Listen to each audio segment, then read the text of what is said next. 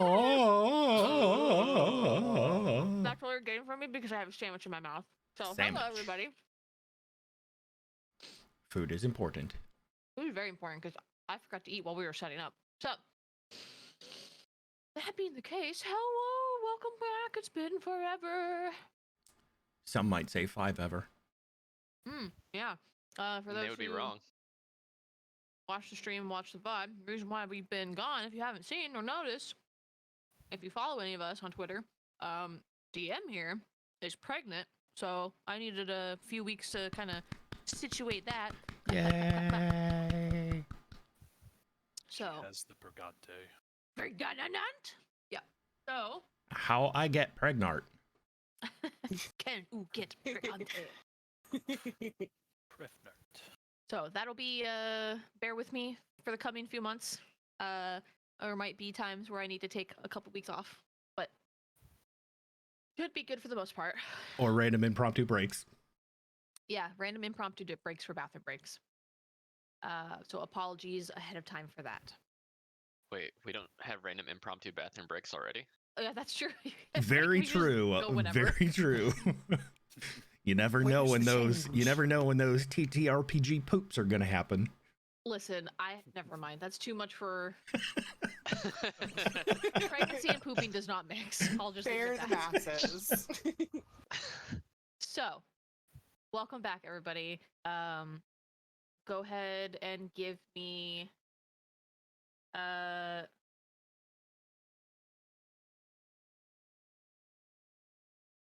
1d15.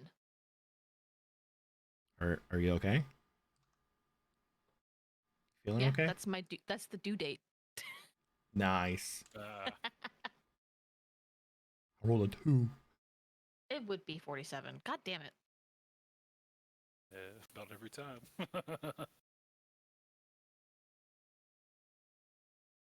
How about this? The lowest and the highest, you guys take turns recapping. One word at a time. Okay, Sloth? Okay, let's do this. Let's try this. Shit. First, We.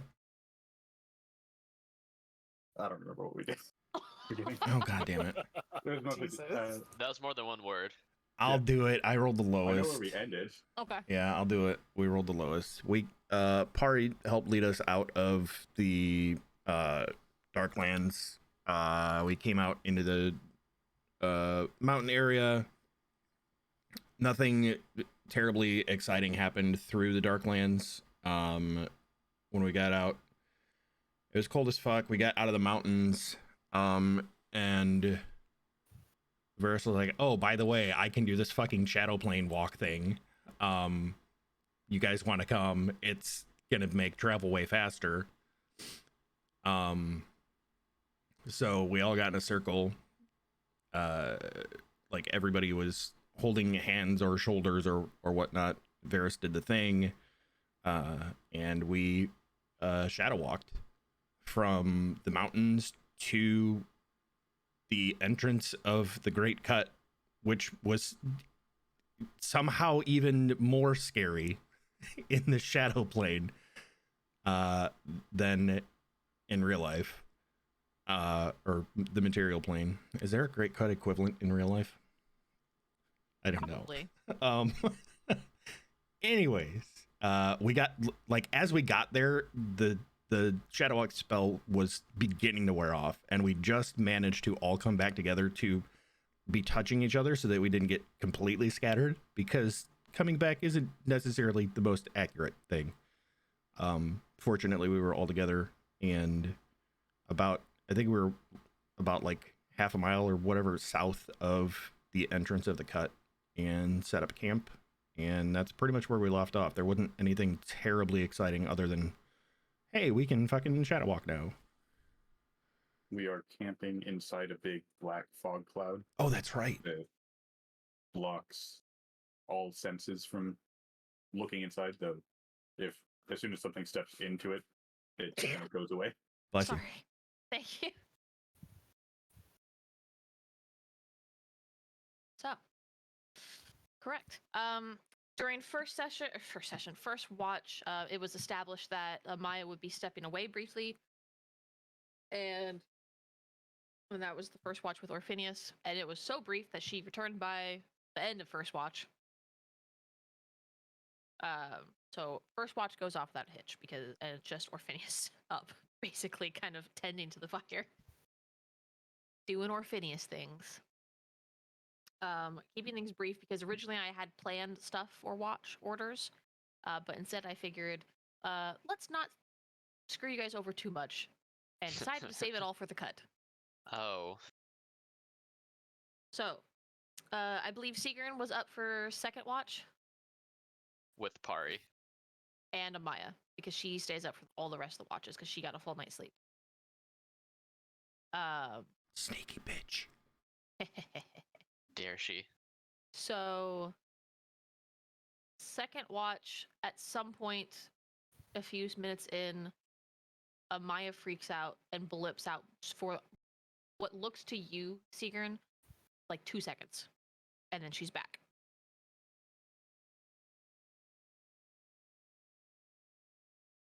You okay?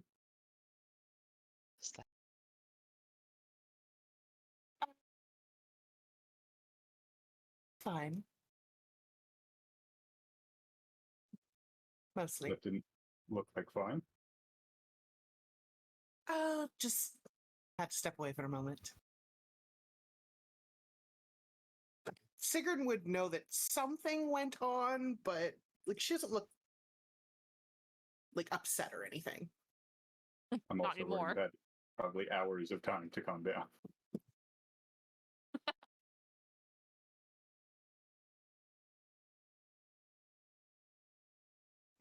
So, did I miss anything? You disappearing for a couple seconds. Was that all it was?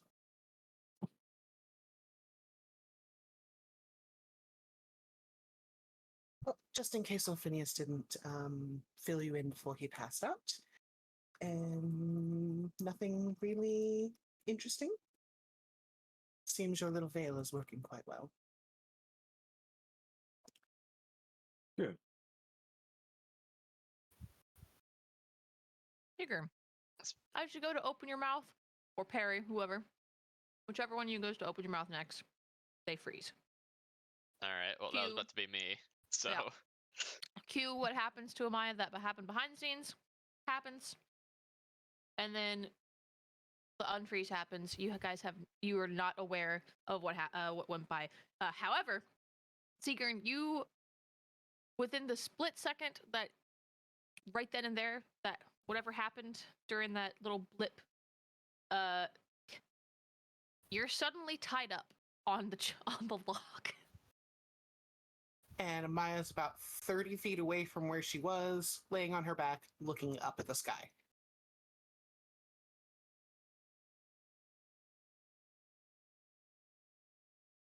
Am I able to speak now? Look, Yeah, you're able to speak. Look, Varys is sleeping, What but just me happened?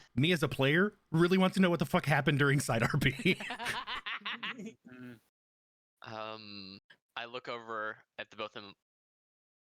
What? I have the same question. I guess I'll walk over and attempt to untie Sigrun. Oh, it's pretty easy. It's just pulling one singular, one strand, and everything falls away. Oh, shit, sorry. You were going to tip over, you were going to fall.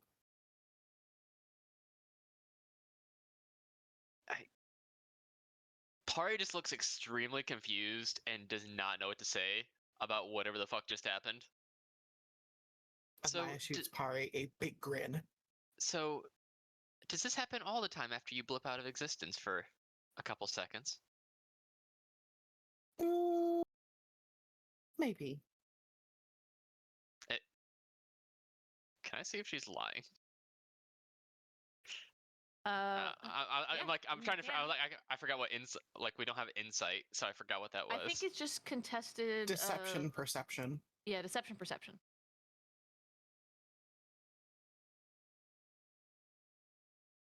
Not bad. Not bad. Oh. Fuck. Jesus.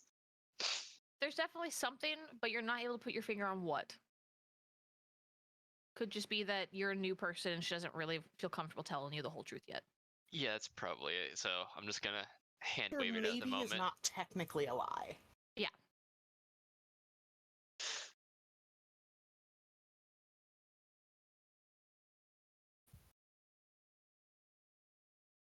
Something wrong. Just quite unusual change of events here.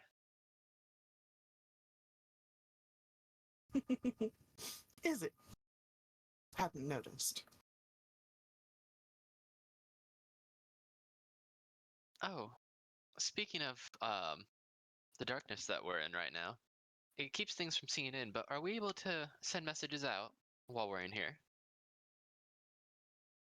I have never used it before, so I'm not entirely sure.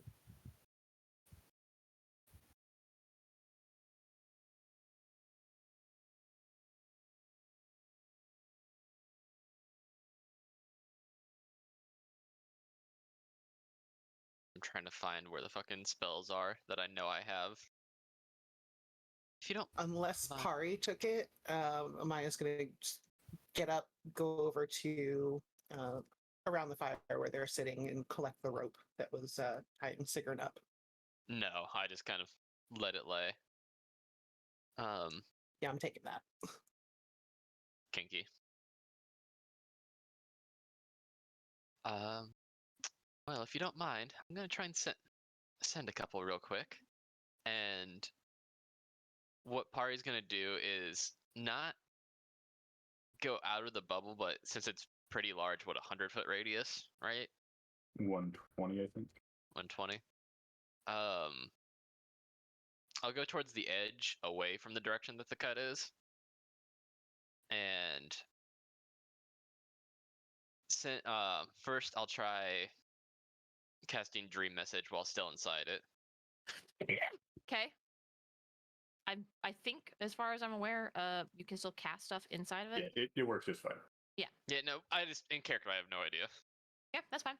It works. Let's see. And the first message I'm gonna send is I'm just gonna mark these off on my spell sheet instead of bombing the chat with the stuff. Okay.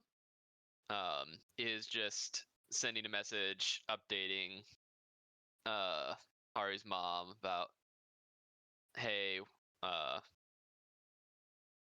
we're already this far away. Let you know whenever safely on the other side, stuff along that nature. Aww. Okay. And the other, I am going to DM you for. Can you chat link the spell, please? Yeah. There we go. If that's what you're looking for, I hope. Yep. Okay. Hey, Amaya. Uh-huh. What's your emotional state right now? How you looking? How you feeling? How you doing? Fucking ecstatic. There's your answer.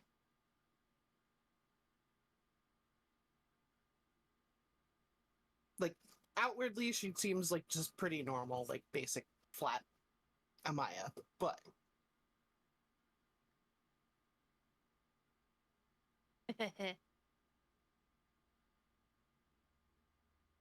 I forgot that you could do that. So, you want to tell me anything about what just happened Ew. at all? She's gonna look around to see, just double check that everyone else is actually asleep, and she'll go like sit on the log closer to Sigrun.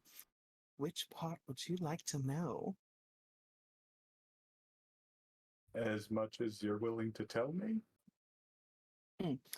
Well, you all have been frozen for the better part of maybe an hour, hour and a half-ish. Had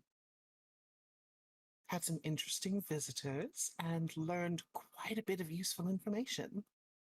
I was actually hoping to speak to Azalith, but she didn't answer me.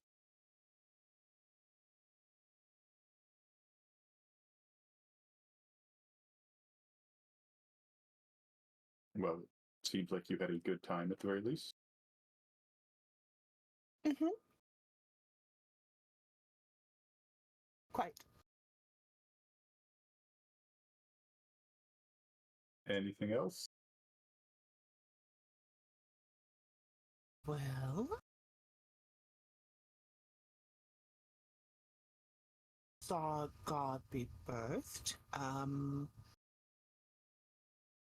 Met two more, and the rest I'd probably rather share with the rest of everyone.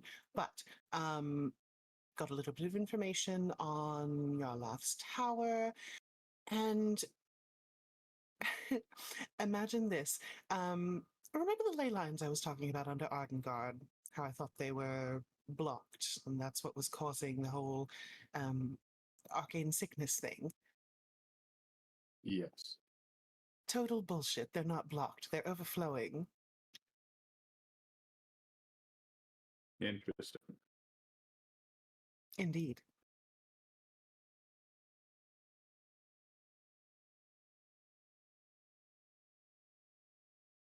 Okay then. I've been very busy. I see that. I was just going to reach out and pat Sigrun on the shoulder. Sorry about the tie-up. You actually were going to fall over. Thanks, I guess.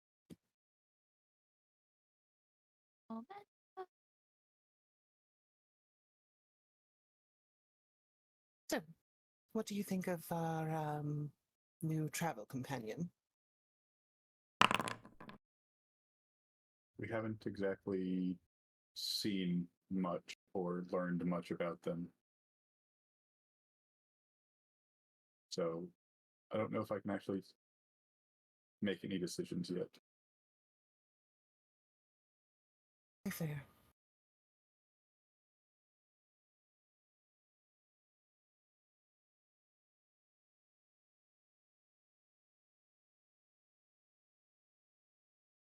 What do you think? Don't know. You know how I am with new people. Yes.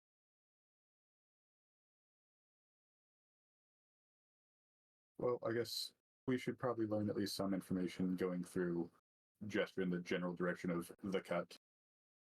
That. Like, if not, it's not like signed on to stay around forever. We're just going in the same direction. Yep.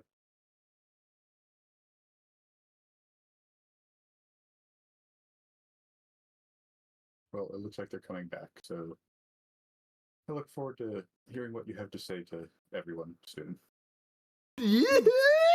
I'm so sorry. What the fuck? What fuck? Ma'am. I was trying to scroll. I was trying to click the scroll bar and I clicked the play button instead. That happened right as my landlord walked past my front window. And I'm like, I'm not in clothes right now other than some undergarments. So I was just like, what? I'm blaming. That could not have been better timed. I'm blaming Panta. He showed up in chat right when that happened. I'm so fucking sorry. Oh.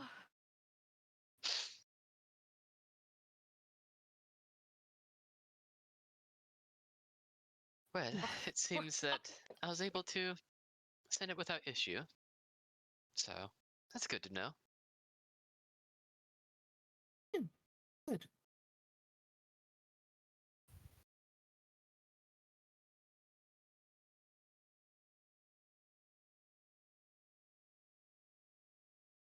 Anything interesting or just personal matters? Oh, just personal matters. Ah. I was going to ask though, so you said what is to be expected going through here since I've only heard stories and it sounds like you all have been through personally. Well, we've been through multiple times, and every time it's been different. So you should expect the unexpected. From what I've been told, the Great River Cut is very nearly its own demi-plane. Pretty much anything can happen, and especially since the whole unmaking, remaking thing. Who knows?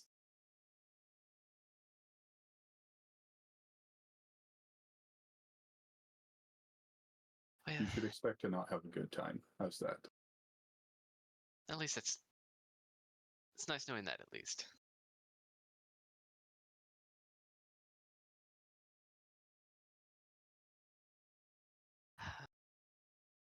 Hopefully we don't randomly end up tied up in the middle of it again like that. I can't imagine that'd help out things. Never tie people up without consent. What kind of monster do you think I am?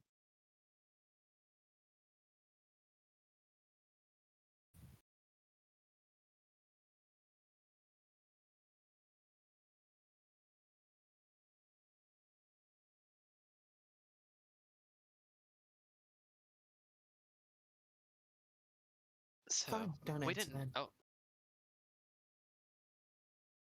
I was going to ask, since we didn't talk much on the journey up, um, you all said you ended up falling through a hole to get down to the Darklands? Was that so? Or what exactly happened? Because most people don't really fall that far there. Sigan, you want to handle that one? We went to a temple of sorts, I think, and fell 3 times. I think it was 2 or 3 times. That's pretty much it. Weren't really planning on going to the Darklands, but that's where we ended up. Interesting.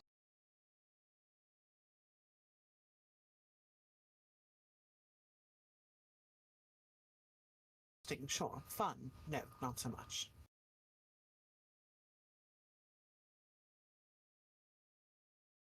Huh, it seems you all made it through that fall alive at least, so that's good. Some of us hurt a little more than others.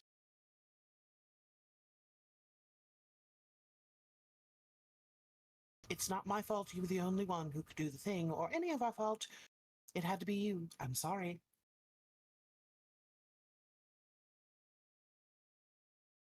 I'm alive. Get over it eventually. Once some of these scars go away.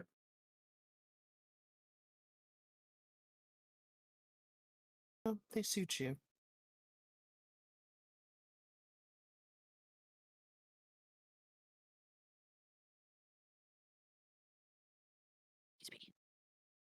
What? Anyway, Pari, Yeah. you staying in Ardengard long, or is it just there and back home kind of thing? I'm not sure to where. I know my business takes me there. I don't know how long I'll be there until it's completed, though. What about you all?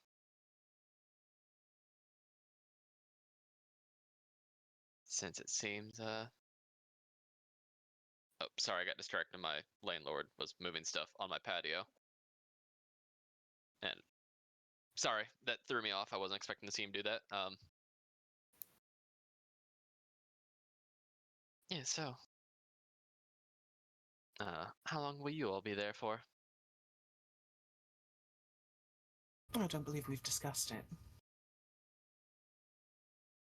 Look at Sigrun. Yeah, we never really do. We just kind of go and then leave when the next thing comes up. There's always a next thing. At some point, there might not be, but for now, there's what, 4 or 5 next things at least.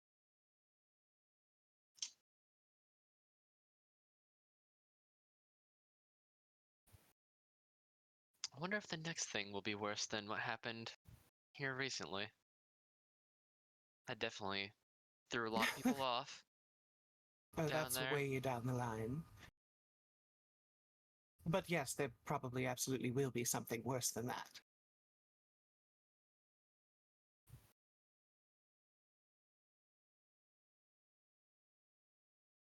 Yeah. Was that a no I heard from the DM? It was very sarcastic. Nah.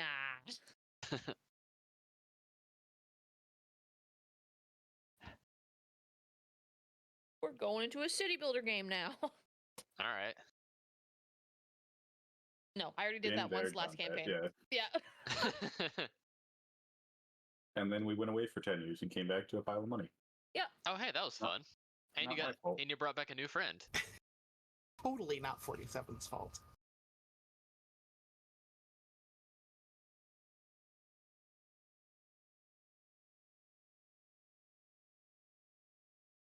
Well, when we do make it to Artengard, there are some things I need to handle. I'll probably be borrowing Varys for a while, if he's so inclined.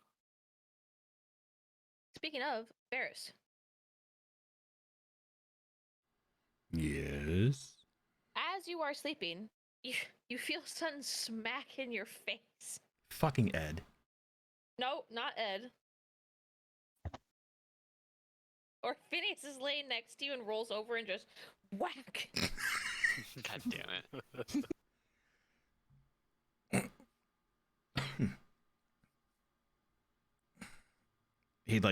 He doesn't say anything. He sees that Orpheus is laying there, and he like grabs his wrist, which is now laying right next to him, and like moves it over back onto Orpheus. or Phineas like does like a couple rolls away. Jesus. Do a barrel roll.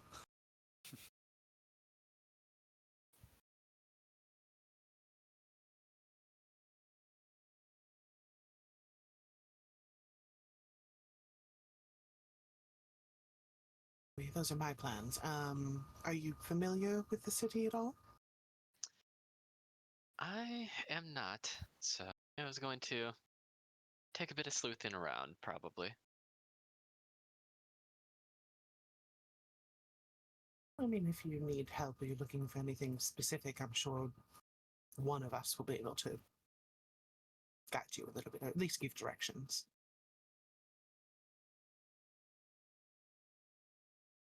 Well, maybe so. Can talk more about it after we get through the cut.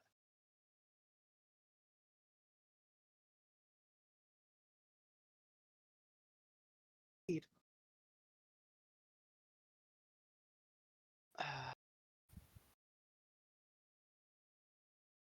Well, I think it's about time for a third watch. So I best be getting rest up for whatever happens, happens. Still getting used to the whole elf sleeping thing. Go on then. Sweetest It dreams. is not enjoyable. Sleeping is wonderful. You take that back right now. Just have to get used to it. Wouldn't you have a much nicer time if you had 4 more hours in the day? Technically, I have as many hours as I want in a day. For the most part. But I understand the sentiment.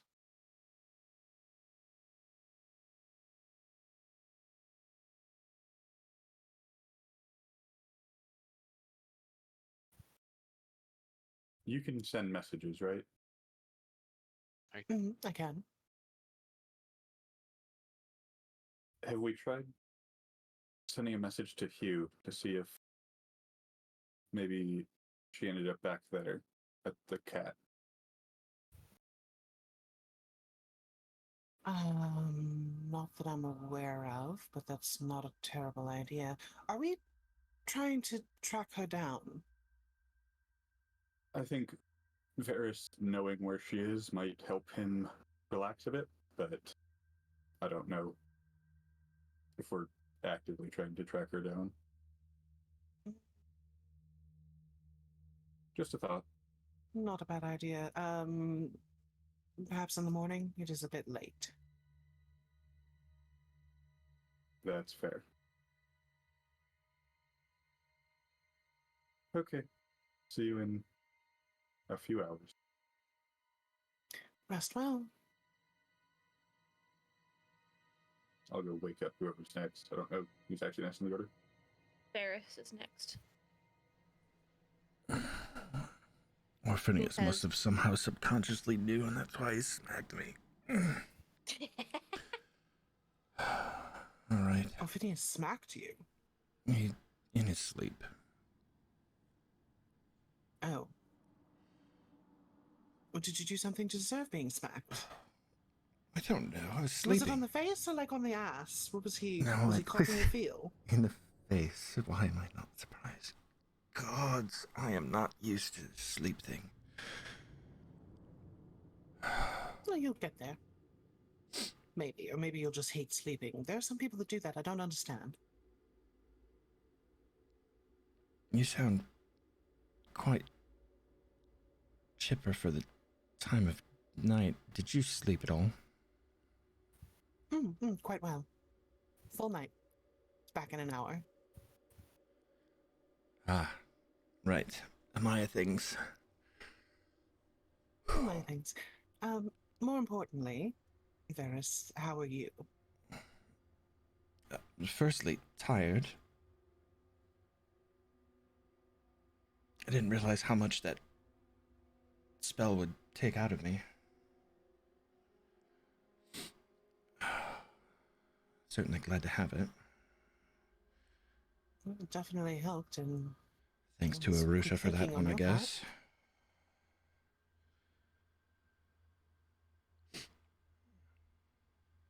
Varys would notice just a tiny bit of tensing in Amaya when he says Arusha's name. You're right. Did something happen with you two? You didn't. No, not really.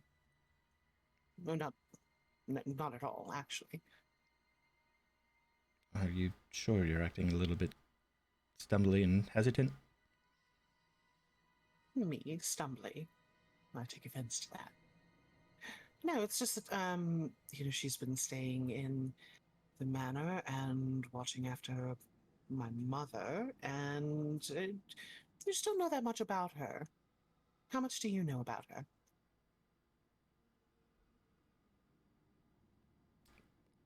Likely less than you, because you seem to be quite the little information digger. It's what I do. I mean, I know what pretty much most of the rest of the party knows. Hmm. She's one of, if not the first, was trapped away for however long. We happened upon her and freed her, and now, like you said, she's in the manor watching over your mother. So she didn't, there were no heart-to-hearts when she did whatever it was she did when you changed? Because I don't think anyone has addressed that. I don't know necessarily about heart-to-hearts. It was more I was seeking help and power, and she was willing to teach.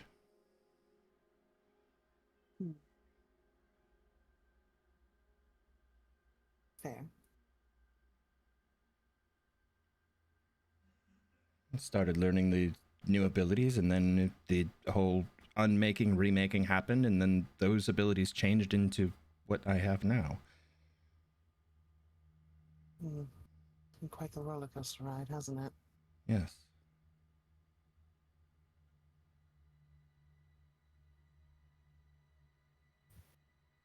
All of that aside, I am still worried about you, as I know at least a couple of the others are.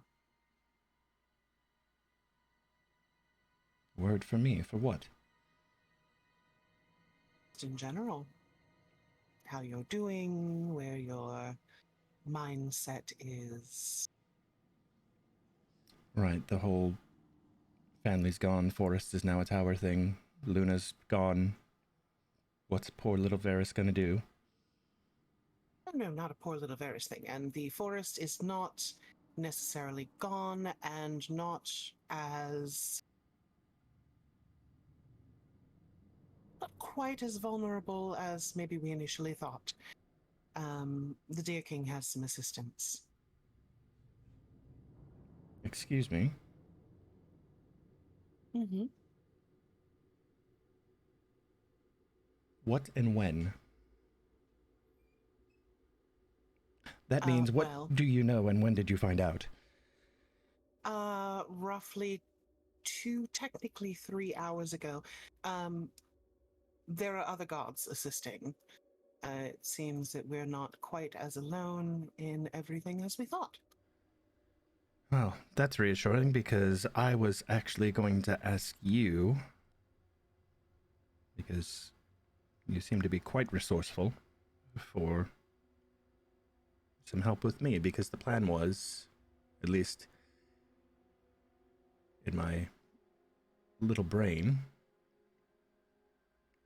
that if this Lovely brain, don't be Yarlath is silly. from the negative energy plane, perhaps we can employ the help of the positive energy plane. Ooh, that's a thought.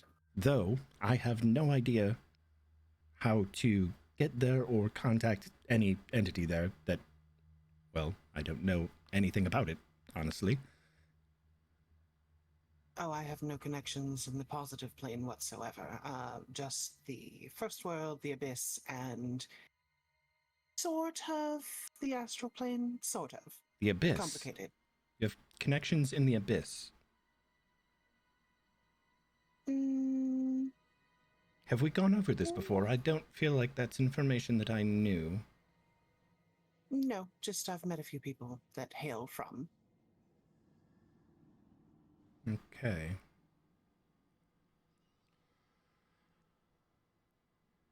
So anyways, that's kind of what's been going through my mind, is trying to figure out how to get to or contact the positive energy plane to seek assistance, at least in that regard. I was planning to see if there was any other things that Arusha could teach me or hone my abilities once we got back to Ardengard. Maya, Me. you would kind of know this now after everything that you have learned about the planes and who hails from what. Mhm. The way Varys is describing the positive energy plane and wanting to ask help from that plane is probably not a great idea. probably not a great idea because it's one extreme to another since they're opposites. But also, he's probably more thinking along the lines of like Elysium or the Divine Realms. Is sounds like what he's actually wanting. Okay. At least from what you can glean. Whether that's actually what he wants, you're not sure. Angle to play. However, I don't know. I don't have any connections there. I don't know if maybe anyone else does. Something we can look into. Which, speaking of which, when we get back to Ardengard, I had maybe a little bit of a plan to kill some time. And kill in general, if I'm honest. This is a Port Abilene Redux. Oh, much worse. Do tell. A little while back before Kulop departed, he and I went looking for the entry to the Grimm's hideout. I know about where it is, but they're very, very secretive, and I was unsuccessful. But I could maybe we get a little likely more help information there. locate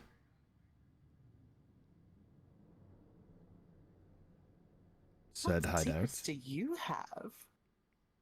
Well, I am able to read Thieves' Cant.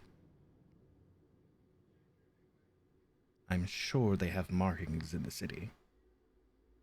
I've seen markings in other buildings.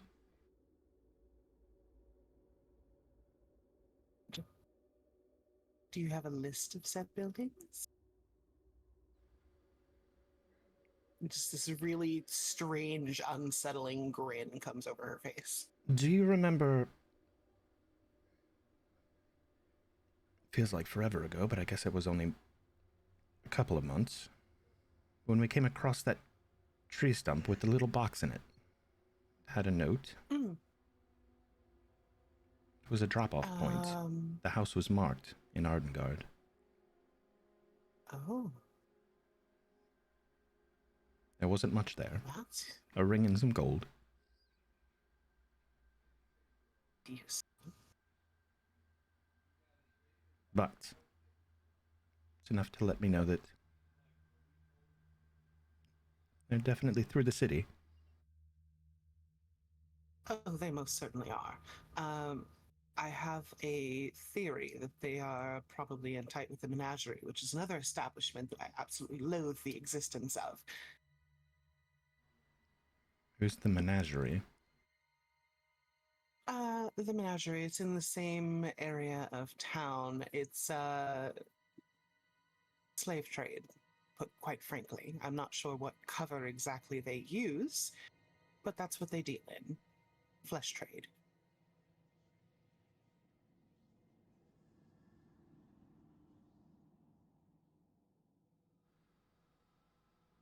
You could see Varys just like his face kind of steals, and like looking at him, you could tell that he's just like trying to internalize and figure out what's going on.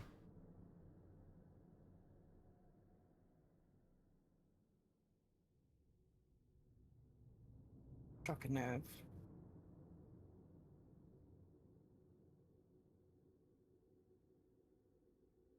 Is there anything I should know about before I go on this little crusade?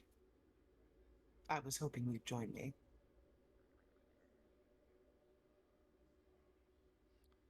I think I told you before. Your And- brother, yes? Yes. And I still don't know whether or not it's true, or if it is who did it. But if it is true, they might still be associated with the Grim. And they might be there. We don't have a weak stomach because I happen to enjoy forcing those to talk who don't desire to.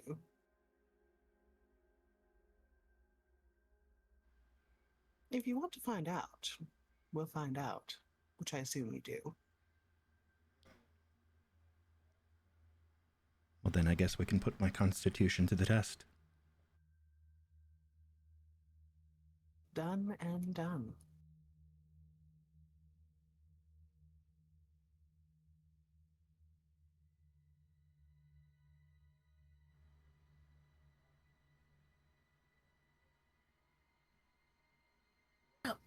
You're sure there's going to go nothing for- else going on between you and Arusha? It's just, I'm sorry. Your reaction seems like more than just, oh, the world is weird and I found my mom and now the vampire lady's watching her in my manor. Just feels like there's more to it. Going on between Arusha and I, no. When we first brought her back, that night that we had dinner, I fed her. That was pretty much the limit of our interactions. I just know that someone as old and as old and powerful as Arusha, there's probably more than meets the eye. I don't disagree with that. There's a reason. I mean, other than her being a vampire, I would wager that there's a reason that she was locked away in a mirrored pocket dimension for however many years. Mm-hmm. Most likely. And then there's also the question of, being as old as she is, there is a certain hierarchy to things. Who would be strong enough to put her there? She claimed there were multiple people. Yes, but who? It's a good question. Because if they were strong enough to put her there... She did tell you this, Ferris. Yeah, I know. I don't have the names off of the top of my head, and I'm not Yeah, it scrolling through my was- notes for that. I will get them for you really quick. But it was most of the other groups of the originals, the precursor vampires and whatnot. Right. I just gotta find Tyron, Desmond, and Natasha were the three that locked her away. But you do know from what she said that there was another in the group, but not the one that locked her away. And considering that, it is likely that they are still out and about somewhere. Oh, they most certainly are, I have no doubt. But did you ever wonder why? Did she tell you? About why she was locked away. Mm-hmm. 5 progenitor vampires, and 3 of them turn against one and lock her away for all eternity to forget about her. Must have been a reason behind that, don't you think? From my understanding, based on what she told me, apparently she was a bit too... How do you say it? Humanitarian. Yeah, she did tell you that the others were a little more aggressive. They were, and yeah, she they were didn't, aggressive feeders, yeah. and she was like, y'all need to chill. And they were like, fuck you, we're jailing you. Yeah, and she did try to hunt them down, and then they turned on her. Mm-hmm. So the stories do match up. No doubt that looking for a lie is not the goal of this. Yeah. But that is just her side of the story. Matches up with what I know.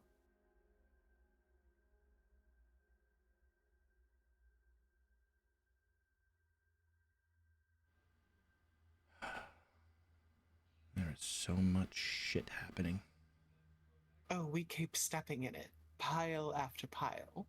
And we're about to step in another pile in the morning.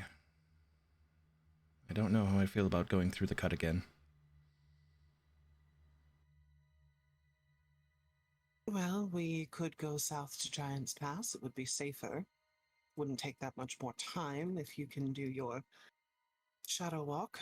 But we are here. So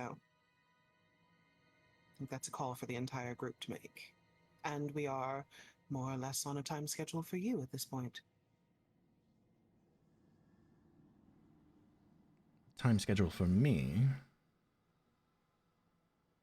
Well, yes, I mean, we want to, handle whatever business everyone has in Artengard before heading back to the tower, right? Right. Didn't realize we were on a time schedule for me. I mean, the tower's there. It's likely not going anywhere. I don't have It much is, faith but that even my family's doing all that well anymore. It's been far too long. they're all right for now. Like I said, the Deer King has some additional divine assistance. That doesn't mean it's safe forever, so we don't want to take too much time. Then maybe it would be wise to make haste and head south to the pass. Use the new spell. Cross our fingers that it's accurate when we come back. Mm.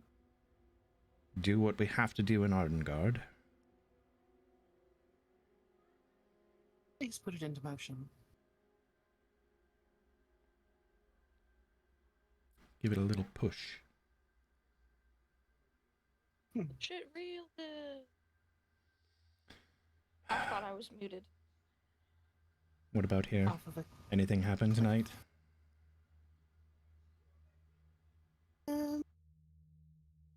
Quite a bit. I was away for a while. Even Technically, with- really just an hour, but Oh, right. You okay? It was more of like, did anything happen here at camp? 'Cause it hasn't really. There hasn't really been anything coming in. I mean, Sigrun's spell is holding well.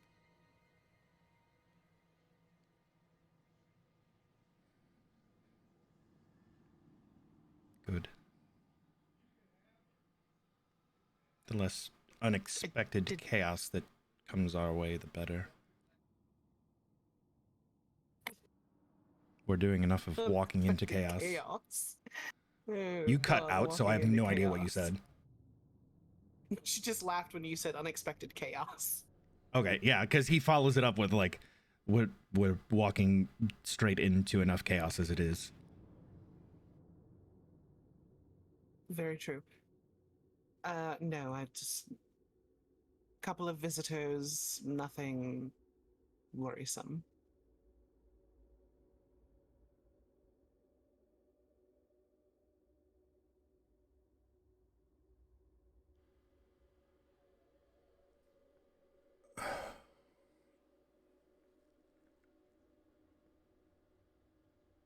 I would ask how you found out that the dear gods got assistance from the other gods, but you, I guess, Severn is kind of. Visitors. I mean, he's essentially a deity, though, is he not? Oh, he's very much a deity. He is a full-blown god. Not necessarily associated with the Efosian gods, but very much a god, yes.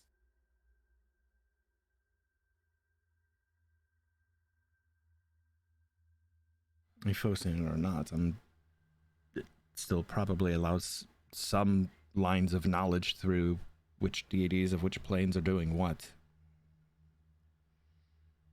So, I don't know if it works that way, but at any rate, he's not who the information came from. I won't say who, out of respect for not knowing whether they want everyone to know. Not that I am intentionally keeping a secret, it's just a respect thing. But I understand protecting your sources.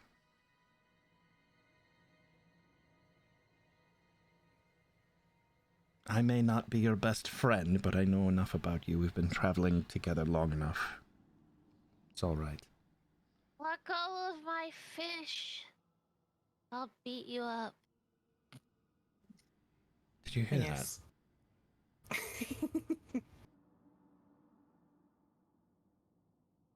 I'm going to go take a walk around the perimeter, I think. that? Varys sits and, like, stick pokes the fire and thinks to himself while she's walking. Yeah, you see Orphanius, like, punch the air and then just roll over again. Maya just goes for a walk. Better the air than my face. The rest of your watch goes by uneventful since Maya's going to be up for all watch, so this is mostly directed at you, Varys. Well, I'm gonna try to get a couple more hours. We'll discuss our route, I guess, in the morning when everybody's up. I'll get... Who's left? You still? Houston. All right. I'll go wake him. You still? Mm. It's your watch, friend. Morning already for me, I guess. Hopefully you rested well Alright. enough. I'm going to try and get a few more hours. Amaya's up. She'll be with you. Alright, at least I won't be alone out there. Sleep well, my friend. I'll try. And Varys lays it down, not next to Orphanius this time. Good call. He's thrashing her out in his sleep. Hustel gets up and he stretches, his coming out of the shell a little bit more and getting loose and awake as possible as he stumbles out over back to the fire. Morning? Morning. Morning. Question mark. So I take it it's been uneventful? Nothing bad's happened? Nothing bad. Just quiet night. As far as environment goes, nothing in, nothing really out. Sickern spell's doing well. That's what I like to hear. Oh, already. I got a headache for some reason.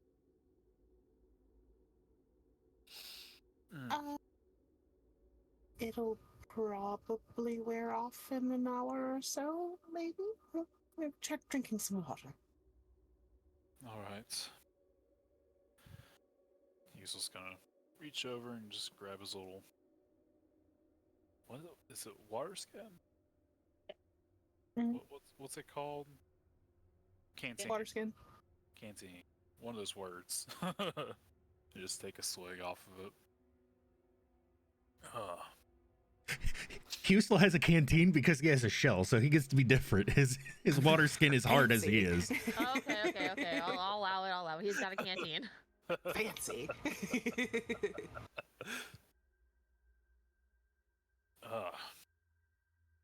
So you seem rather chipper. No, I've just been awake for quite a while. Had a chance to actually wake up. Yes. Not sleeping tonight? Oh no, I stepped away and slept while I was in the first world. Lucky you. Sure, we'll go with that.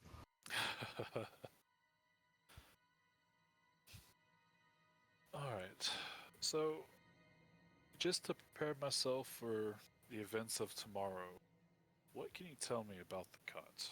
Because I've only heard you all sort of mumble about it a little bit and not go too much into detail, but I know it's not good.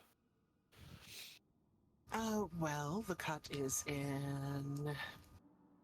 it's an inherently strange, evil place. Nearly its own demiplane. Anything goes. Every time we've gone through, it's been something different.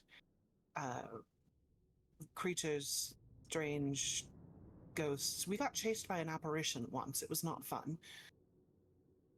And try not to touch the walls. I don't know if that's still the same, but just to be safe. That only affects. Oh yeah, I know. Alright, don't touch the walls. Don't touch anything. It could be entirely different. Maybe the walls are what you want to touch this time. Who knows? It's all very exciting. Terrifying, but exciting. Exciting. That's the word. So that's where you all found Orphe, wasn't it? Not where we found Orphanius, no. Actually, we don't remember where that was, but he did venture through it with us, yes. Oh, okay. Just remember him talking about it a little bit. Mm-hmm. Just all in all, be prepared to expect nothing, but be ready for anything. Good general rule, I think. It's just the best way to go through life out here. Especially venturing around as much as we are. Well, it makes you feel any better. I mean, we've been through it 3 times, which I'd venture to guess is probably many more than the vast majority of the population of this plane. At least those who are still alive, anyway. Exactly. I'm sure there's plenty that have gone through. Met their demise after the first or second travel. Wouldn't be surprised. Hells, maybe that's what makes the place so bad. Just bad energy all clumped up into one place. Or ghosts to the ones already living there. But the world got turned on its head. I'm not assuming that that place is any different, so. Ooh. It wouldn't surprise me if we got unmade into something worse. The stories I've heard y'all talk about. Indeed. Are you okay overall? Yeah, I think so. You know, it's. I do have worries and concerns of Silver Rock and how things are going there. It was a little bit alleviated after the first pass through. Oh, Cave of Lament. So I did find the door that opened up into the stables. The stables were there, the horses were there, and everything seemed normal.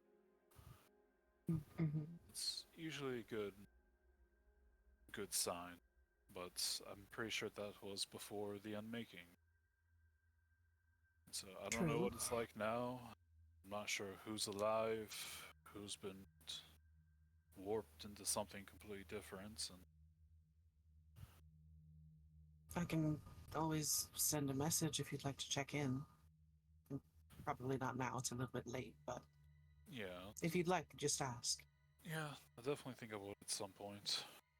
I know the Queen's got people over there taking care of Silver Rock, so there's at least a hope for that. Mm-hmm. Mm-hmm. There's a part of me that really kind of doesn't want to know, because I'm afraid it'll distract me too much from what we got on hand. You know, come to find out, family members, my friends, is dead. Got turned into one of those flesh abominations. Honestly, I don't know what to do.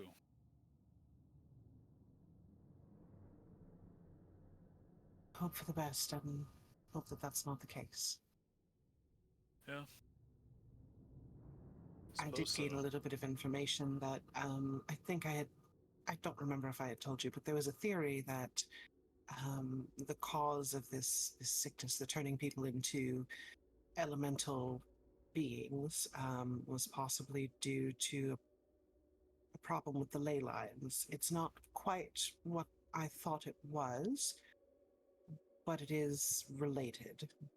So I'm kind of working on maybe trying to figure out how to go about remedying that. I doubt it's anything we'll be able to do anytime immediately, so there is that, just full disclosure. Alright.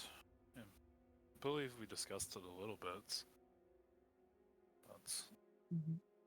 couldn't recall when, because I do remember talking about the ley lines at some point. Who knows?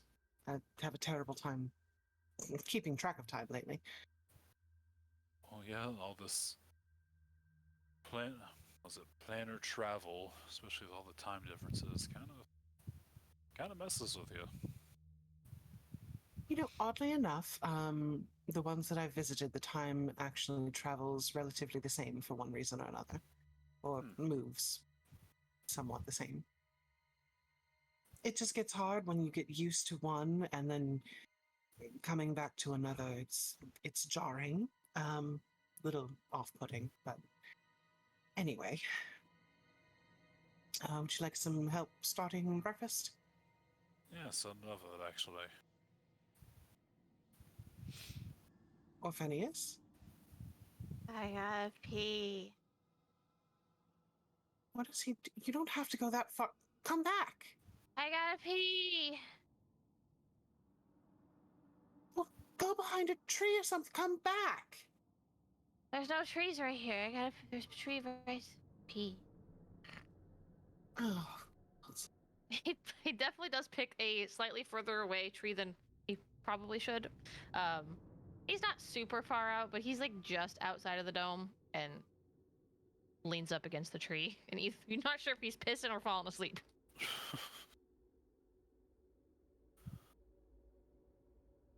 Anyway, would you like some help getting things together for breakfast? I won't cook, I promise. No one wants that, but I can help out. Yeah, you can definitely be my sous chef. I'll take the help. Ooh, fancy. I like that. And Well- roll me your survival. Oh boy. So This is you're the rolling first with roll. You fortune better from set. helping? You better set a good tone. I'll give him a bonus.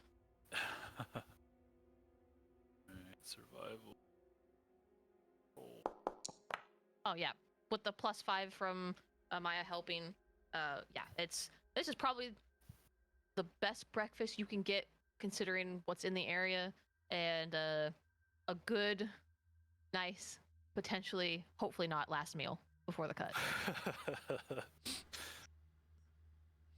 All of you are awoken to the smell of something unbelievably delicious. That Houston must be cooking. Go ahead and give yourselves long rests, by the way.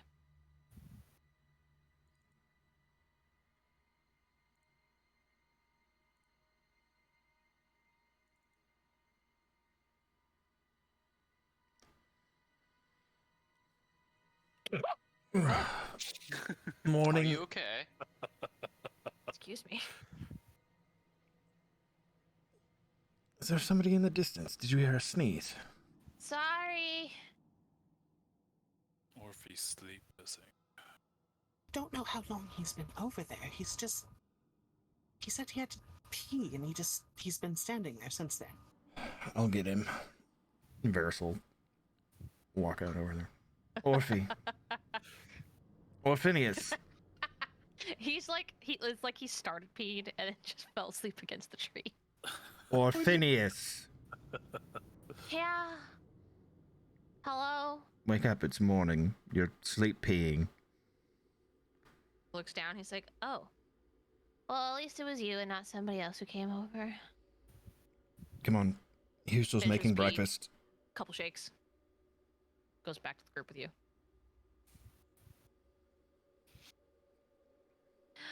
That smells delicious. Well, thank you. Maya helped. Oh. I didn't do any of the actually cooking. I just helped cut some things up. Okay. Still gives you a little bit of a side eye. He knows. He knows. He was in the first world.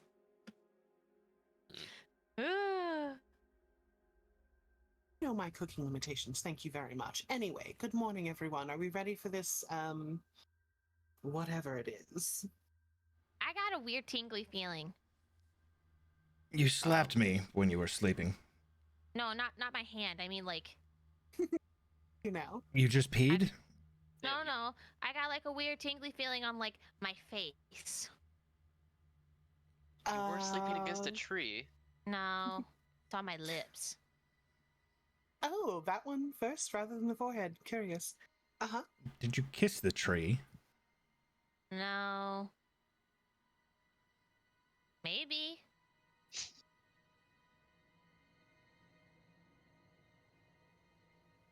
He licks his lips to see if there's like a woody taste to it. Nope. Amaya's just grinning from ear to ear, looking around at everybody. Yeah, none of you feel the sensation that he's talking about, because of Orphinius's more in tune. Oh, actually, Sigrun, you would feel this, because you both are kind of in tune more with divine stuff. I would say Pari, but you're more primal based. So Orphinius and Sigrun, you guys would both kind of feel on your forehead and your lips a like lingering tingle.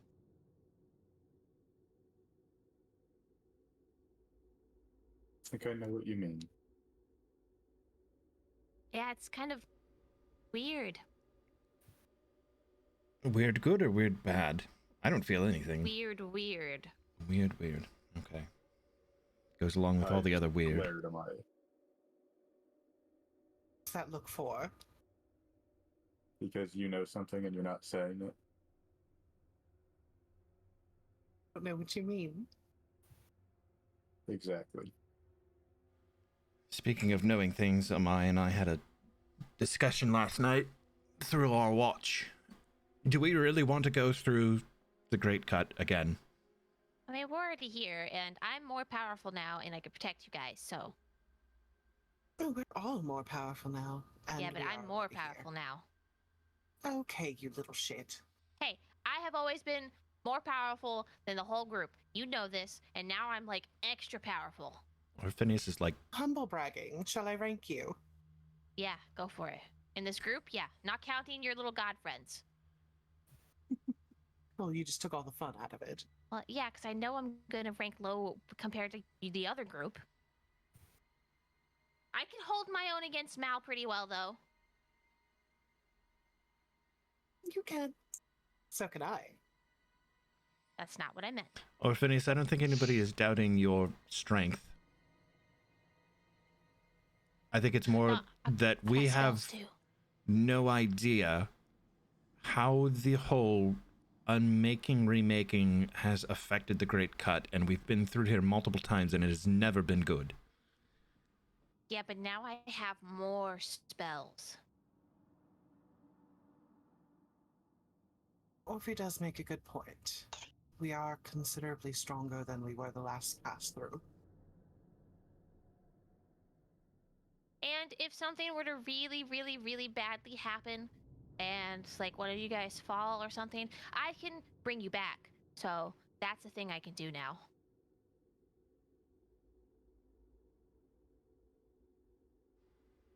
If, for whatever reason, we need to make a quick escape, does anybody have any tools for that? Teleporting! Absolutely. How many people can you teleport, Phineas? Everybody but one person. That's what I thought. Well, no, because Amaya has a way out, but I can get all the rest of you to safety. Sorry, I had something like stuck in my tooth.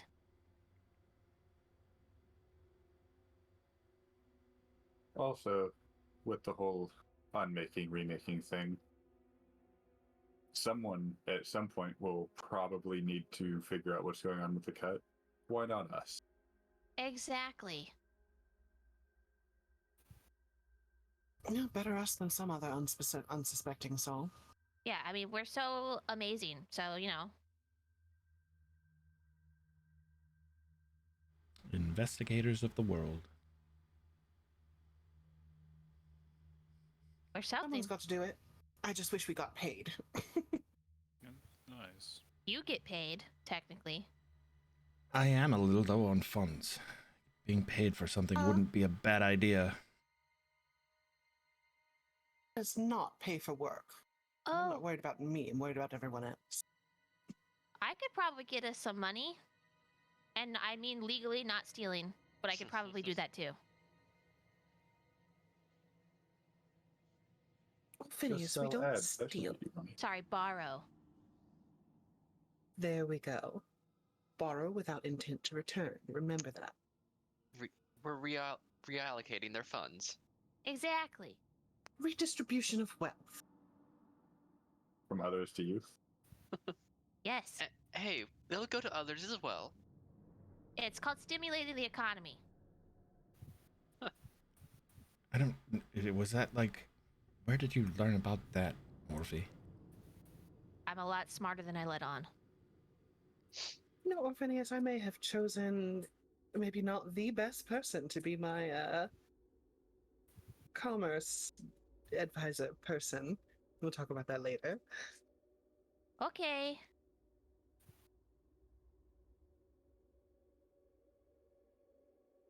So what are we doing?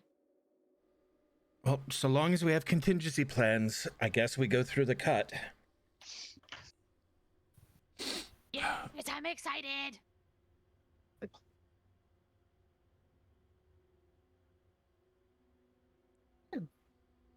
Go kick some ass then. All I'm right. going to go pack things up. Or maybe it'll just be a nice couple hour long walk. Oh, that's also true. Maybe nothing will happen.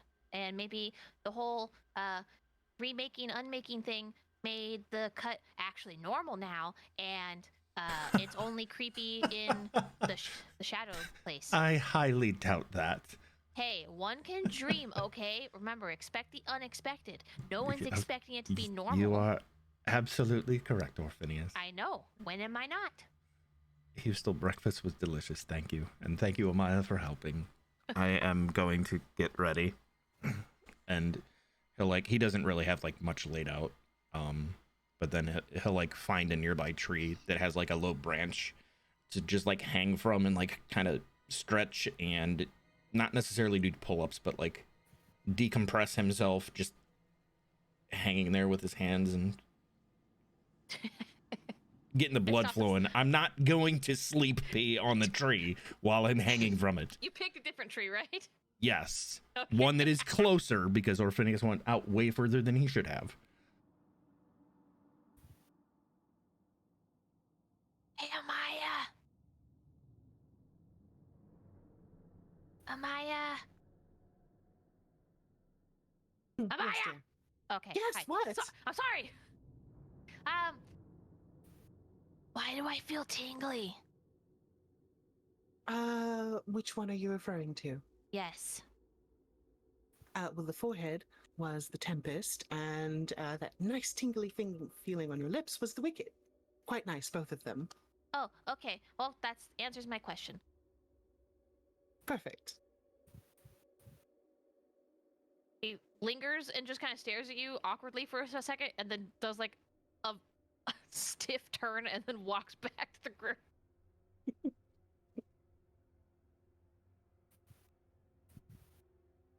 Starts putting like leftovers in his pocket. Yeah, Maya's gonna pack her stuff up and then go kick the fire out. So, is it even worth doing the spell that shows the path through here? No, it's just one single path usually. I mean, look at the thing. And as Orphania says that and like points up to the cut, it looks like somebody took like a giant sword and basically just cut the mountain in half.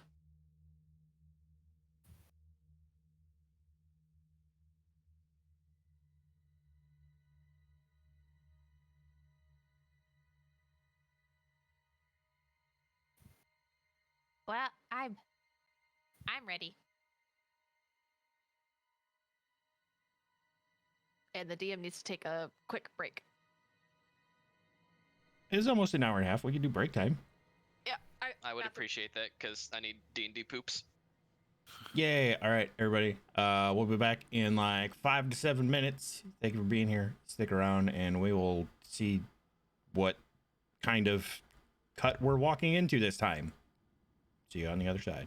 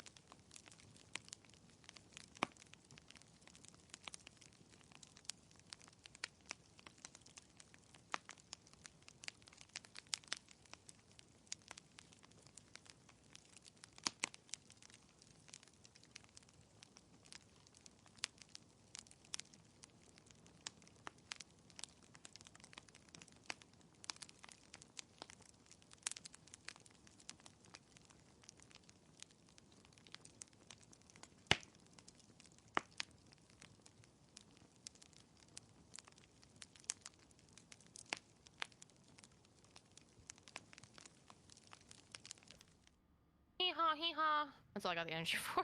Welcome back. Welcome back, everybody. I'm not gonna make it. What Where the? are we? Who the fuck did that? I was like, I thought the stream unmuted. I'm like, huh? Okay.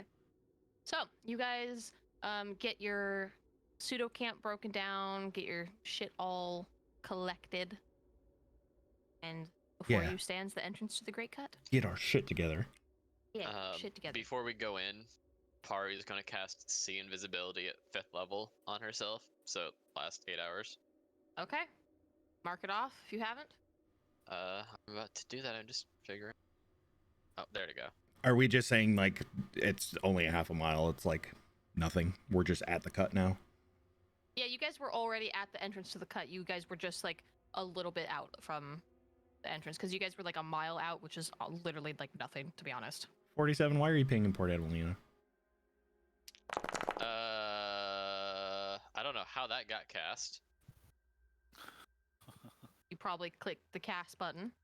I didn't. I changed from 2 to 1 for my 5th level spell slots there. Okay. That was weird. Slots because I was moving a window for my Oh. spell list, which clicks through it and Oh, like, oh, Yeah, it's been like that since last update. Oh yeah, interesting. Okay, so here it is in all of its terrifying glory. We got this. Amaya's gonna link arms with Orphinius. 2 by And- 2 or Go in. 2 by 2. Oh, we're linking arms. No, you can't. You can't take my other arm. I will only link with 2 people here.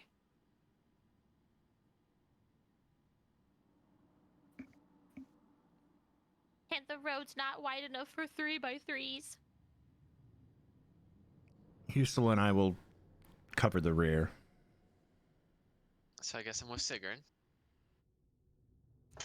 Are you gonna offer your arm like a gentleman? no. Oh, you're no fun. I would much rather be prepared to, be able to move and fight than be a gentleman in this situation. Yes, do be on your toes. Phineas steps onto his toes. I didn't mean like a ballerina or Phineas, I know. I was Fair being a enough. smart ass. which you are Too very much good heavier at. now. If you tip over, I'm going with you. Please don't.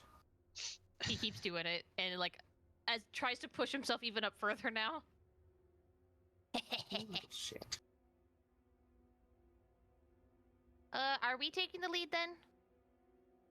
It You, makes sense that I'd be in the lead. you are up front.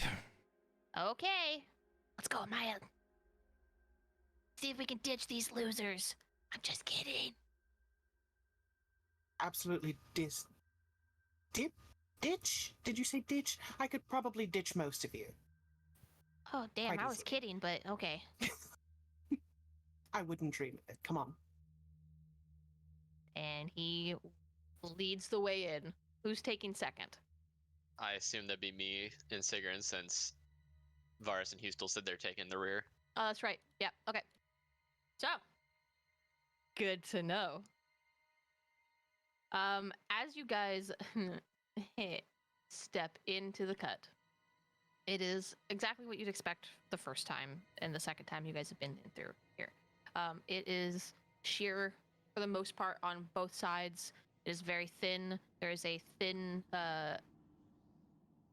blanket of like mist that kind of clings to the floor as usual, and you can still kind of hear and see the very tiny trickling of the remnants of the river that kind of flowed or flows through here in the center of the walkway. The path is only about wide enough for about 2 people to go through at a time. As you guys start getting, since this is Saucy's first time, looking up as you get further away from the entrance, it is so tall that there's hardly any light that reaches down here. It is dark. So for those of you who do not have dark vision, I was about to ask if my low light vision was doing anything or not. it's struggling. All right. Well, I'm gonna heighten my dark vision. Or actually, no, I'm just gonna cast dark vision regularly on myself for the time being, since I don't know how long we're gonna be in here for. How the fuck are you a drow without dark vision? I have low light vision. Yeah, They gotta have work low light. differently. Really? Yep. That's wild. And then there's Orphinius, who has actually dark vision. It may also just be because of like what my actual race is and all that fun stuff too. Yeah, 'cause your like heritage and all that other stuff comes into play too. I have fucking Um, greater dark vision. Wow. That's because you're like a Yeah. shadow person. Is there anybody who has low light vision that does not have a means to see? I don't have any of that. Okay. Orpheus? me. Oh, I was gonna say, if he doesn't, I can give him some dark vision too. No need. Orpheus has dancing light, so he's gonna cast that and like keep one at each of your guys' locations. So you guys are That close works, enough yeah, that because he it's can do 3 of that, them, yeah. so you can split, one per pair.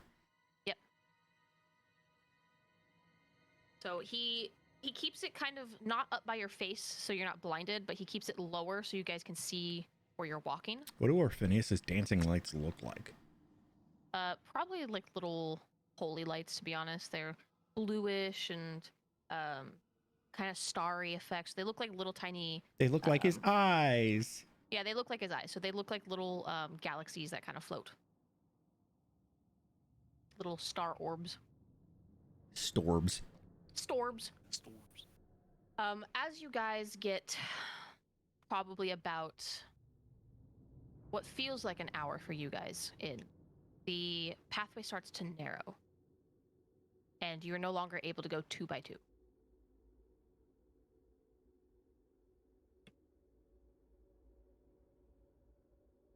Orpheus takes up the front, and because he has the greater dark vision, he keeps the dancing light on whoever's behind him, and then even spaces it out so that it's between everybody, so you guys can still see.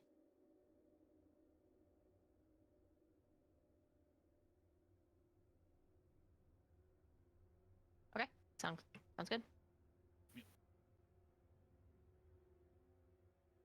So who goes after Orpheus? Amaya, you still Me taking and up after him? Yeah. Okay. Not that it means anything useful, but I've been through here before. I'll take the far rear. Okay, sounds good. So Orpheus, Amaya, I'll go Pari, next. Siegern. Okay, Siegern, then Pari. That takes Ustal and Paris. Wasp. Oh, last. Oh, my dumbass was trying to talk and I had myself muted. Sorry about that. You should try unmuting before you speak. So, you guys continue to push on further. It is surprisingly relatively quiet. The obvious sense of dread that this place conveys is still there. However, you don't hear any screeching noises that you usually hear. You don't hear any of like the strange banging sounds. No skittering. No skittering. Yeah, because every now and then Varys will be like looking up, checking the rock walls to make sure there's none of those weird, silent cocoon looking thing monsters. Don't say it, 47. Go ahead and give me a perception check, just for your keeping lookout. Boom. Okay, damn. Yeah, even with your inability to kind of see, you're relying on your hearing as well and all your other senses to kind of keep a lookout, more or less. And it's almost quiet to the point that it's unsettling. It has never been this quiet when you guys have come through here before.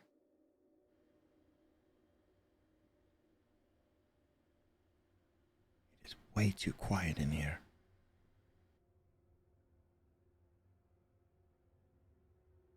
Did you say something? I said it's a little way too quiet in here. It's never been this quiet. Yeah, it's a little weird.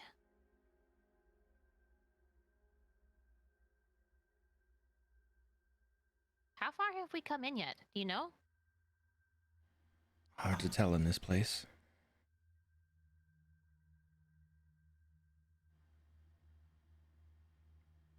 Feels like we've been walking for maybe a little more than an hour.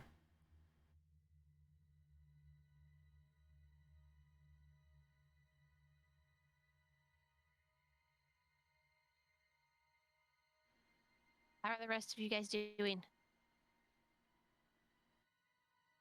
Fine. Seems a little Enjoying this. strange. Doing okay. Just eerie. Should I touch a wall again, see if it's creepy? Let's keep going and not touch the walls.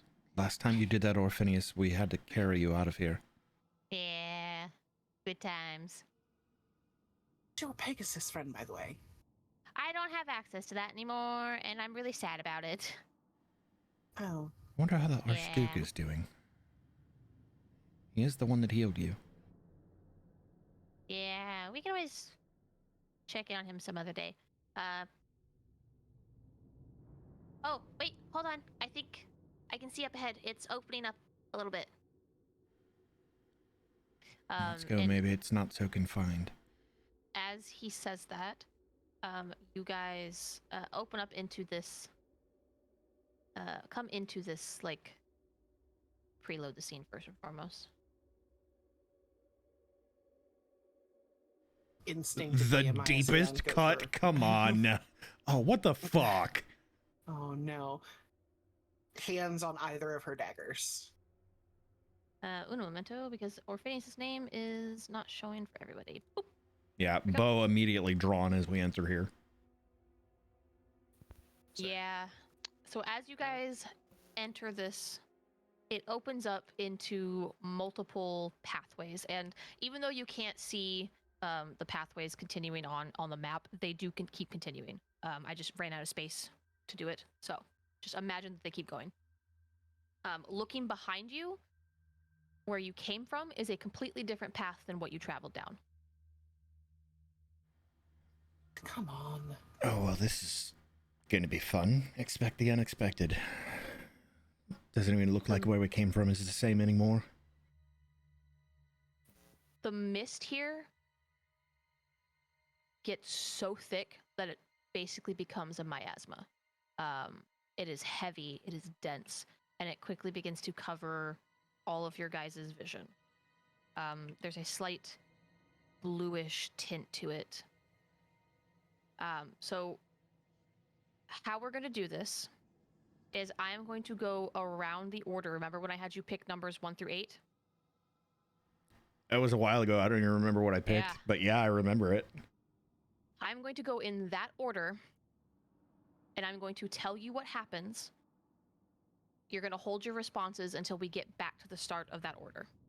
And then you can give your responses. That lets everybody get their scenario out for that and then figure out what they want to do. So, and then we'll keep up with that order going around and going forward. So I will put it in a combat tracker just to keep it easy for you guys. So Sigrun will be first. And then Varys comes next. Hustel will be next. Amaya will be next. Ari will be next. And then Orphanius will be last. So, Sigrun.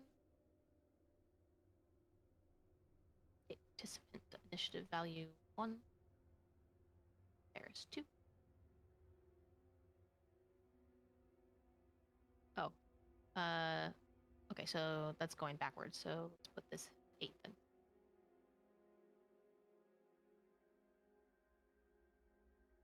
Oh wait, I can reverse the order, I think, right? Yeah. I don't know how to do that though. Yeah, whatever. Just do it backwards. 8. 7. not what I want to do. Update participant 6. I should have probably had this set up beforehand, and I apologize.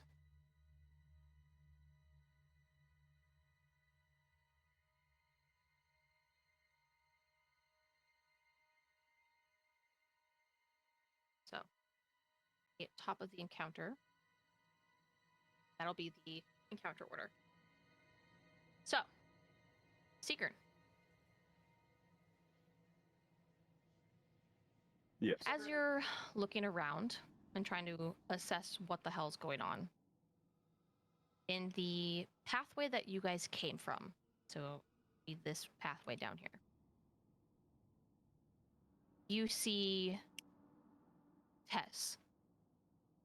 And she kind of gives you a confused look about, like, why she sees you right there.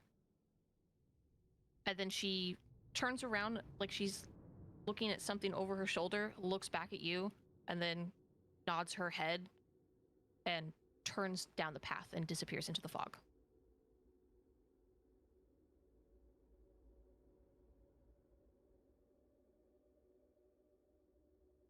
Varys, you see your brother in this path. And to keep things easy for you, I will show you guys your names here. Show you what paths you picked. You see your brother standing in the fog, and he tries calling out to you and realizes that his voice isn't carrying. And just as he starts, like, reaching out for you, something pulls him back into the fog, and you see just pure terror on his face. Hustel.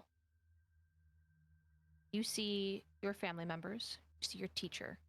They're kind of talking amongst themselves, more like not standing around in a circle, but in like a line. And one of them points to you, and you see your mentor's face lights up upon seeing you. And she motions for you to come over to talk, and then the fog kind of envelops them. Amaya. You see a familiar face that you haven't seen in a very long time. See, tiefling woman that you fell hard for a very long time ago. And as soon as she sees you, she starts weeping. And she takes a step towards you, and you see a familiar-looking half-elven man behind her yank her by her wrist and pull her back into the pathway. And the fog envelops her. Pari. In your path, you also see your missing sibling. Much like Varys' situation, they call out to you and reach out to you. And as if seeing something behind you, looks terrified and then darts off into the pathway before the fog takes over. So, take a moment to figure out what you want to do. Seegern.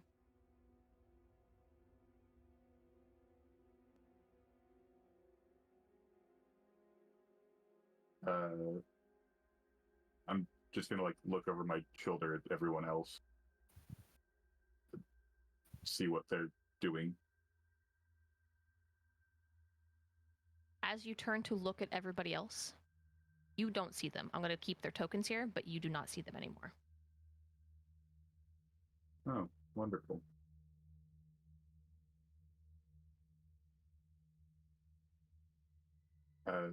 In that case, I'm going to head down the path. Token, as you travel down this pathway, find yourself in a... You're not sure how big this area is, but it seems endless. It feels like it could be endless, but yet also small at the same time. And we will there really quick while we go to Varus before I start the next scenarios. Armin? Armin! And Varus just immediately bolts down. Okay. After him. Much of the same. You end up in a very similar situation to what Sigrun was in. Hustel. He's overtaken a little bit, seeing everyone there, and knowing that something is up here, he still can't seem to help himself, but run down to where his friends and his men are, his family. Okay. Much of the same. You are now in your own little pocket. Amaya. So, seeing those two faces, one more so than the other, Maya gets very, very angry very quickly and draws her daggers and starts approaching. And she just yells out, "I'm going to fucking kill you." Okay. Following them into the mist, you go. Ari. I look behind me to see what had my brother so terrified. See if I Nothing notice. there. In fact, nobody's there.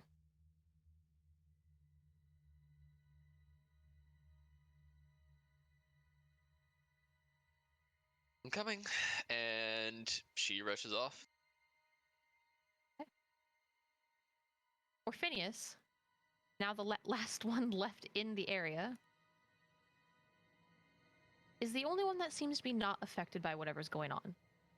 He watches as all of you run off down these various pathways. And not knowing who to follow, he just kind of stands there and shouts off after each of you, who none of you hear. Guys? What am I supposed to do? Hello? As he tries to follow Amaya first, the pathway blocks off. And then he tries to go after Sigrun, and the pathway blocks him off as well, until each and every single pathway is locked for him, and he is more or less stuck in that center chamber by himself. Sigrun, as you get to this area after chasing Tess, don't see Tess anymore. What you do see, however, is a familiar place that you've been before, that lakeside that you used to visit as a child.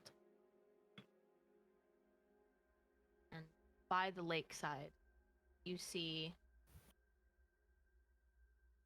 a familiar child from when you had your first outburst of magic. There's blood everywhere. And you see a couple parents and a couple other children surrounding the body, looking at you, screaming, blaming you for everything. And you look down at your hands and they're covered in blood.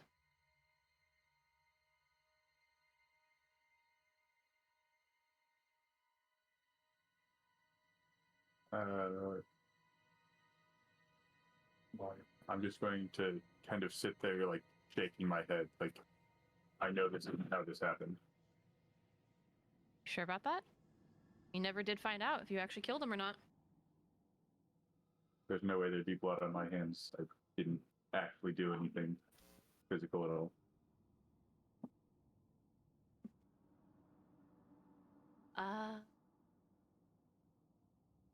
The adults begin to approach you. And one reaches to grab you.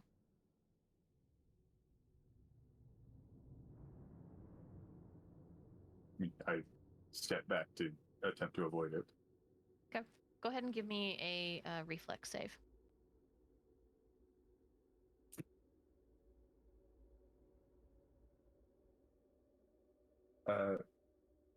I'm assuming not, but would this technically make me immobilized, paralyzed, or slowed?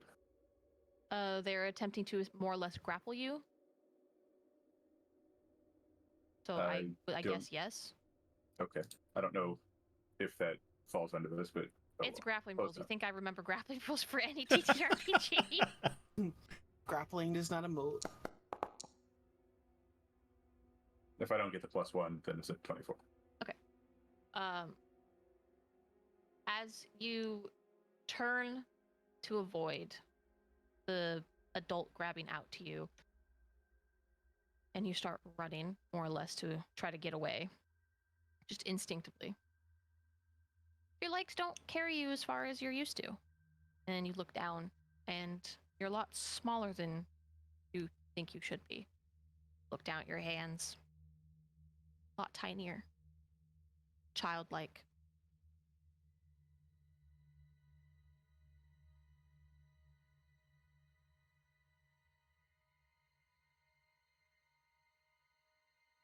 I'm going to attempt to use warp step to speed myself up. You attempt to use warp step, and it doesn't work. At this point in time, you would not have had access to that spell. Yeah.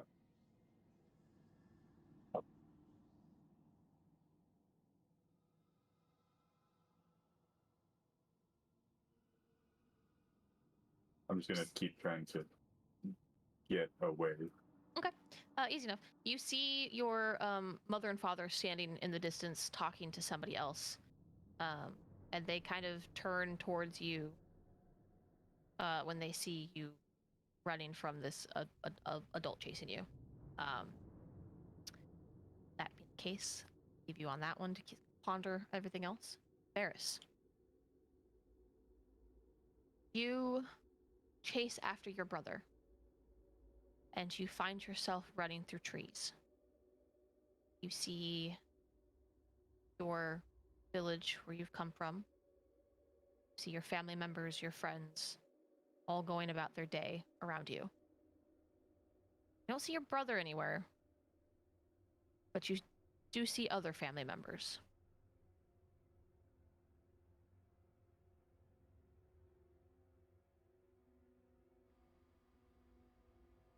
He pauses.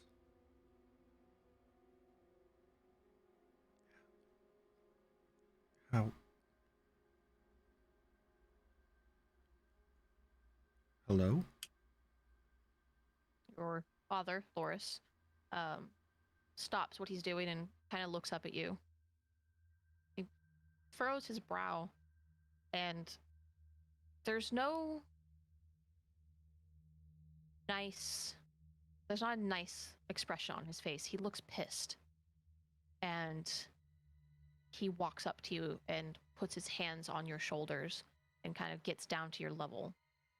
And he starts screaming at you, "What did you do? What did you do?" Dad, I didn't do anything. How are you here? He takes your arm and kind of twists it behind your back and forces you to walk forward. Ah. And takes you over to the what you would know as like the healer's tent, more or less. And you see your brother laying there, covered in wounds, and you see sticking out of him as the healer is like pulling this weapon out, one of your knives.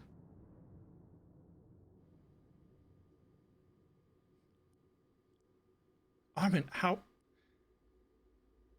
I didn't do anything. I couldn't have done anything. He wasn't even here. Your father pushes you back out of the tent hard enough that you kind of stumble backwards and fall onto your ass, more or less. And there is now a kind of crowd that's gathered around looking at you in disappointment.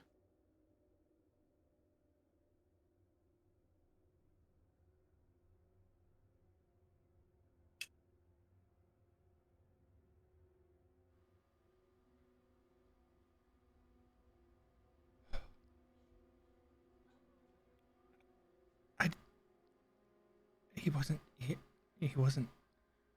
I. It's not real. It's not real. Your brother comes out of the tent now, dripping blood from all of his wounds, and he looks down at you. And he just shakes his head and he says, "Why did you do it?" I didn't do anything. And you know that. He begins repeating the same thing over and over, and the whole, one by one, everybody else in the village around you begins repeating as well, the same thing. And it's not in sync at all. Everybody's saying it at their own pace.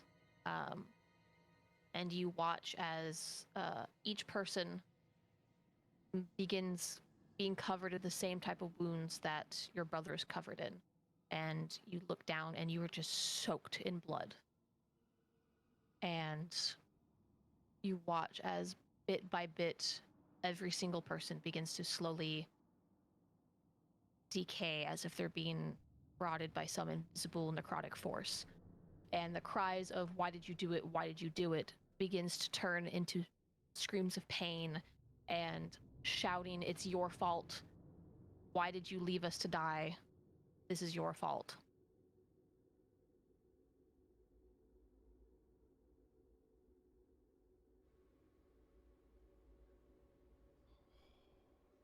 This is probably really dumb.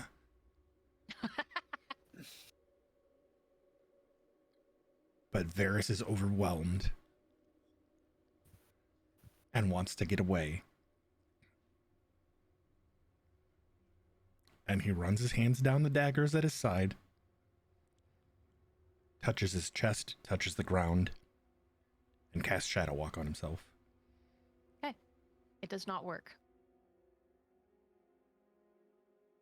Get a sense that magic is being suppressed here. You feel like you might be able to cast it, but there's something blocking you from doing so.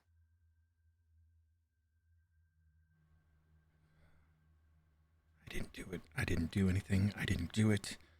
I didn't do it. I didn't do it. I didn't. Shut up! I didn't do it! Each person crumbles into a pile of bones that eventually disintegrates into bone dust, essentially, that scatters on the wind until there is nothing left in the village but blood, bone ash, and the plant life is dying, and you're left in the center of all of it.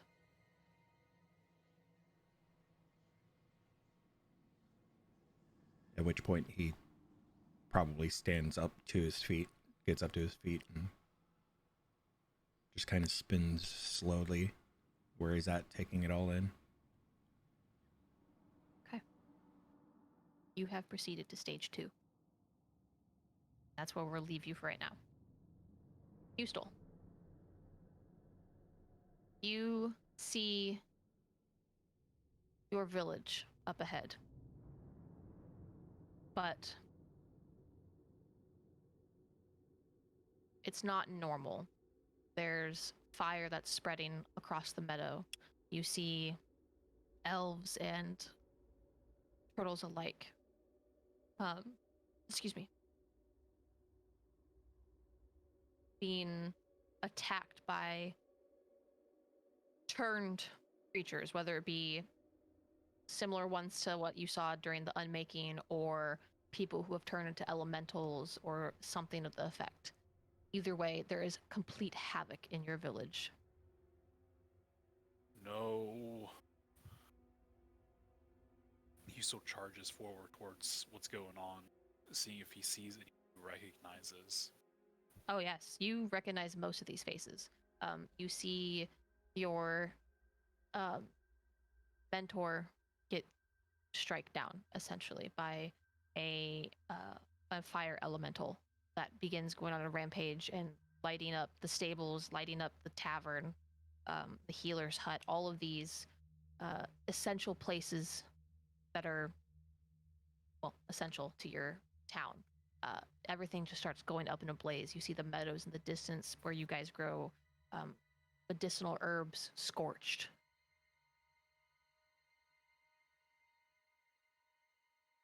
No.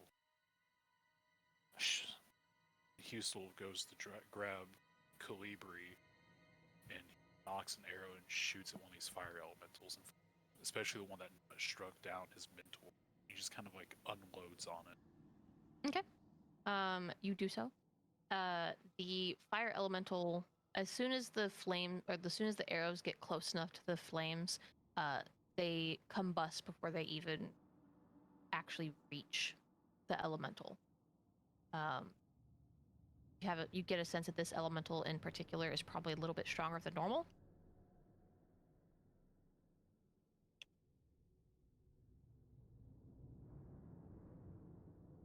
I can't even do anything. And Husel just sort of, it's just misery kind of just goes across his face, and he goes to cast Friend Fetch to grab his mentor's body away from the fire elemental. Okay.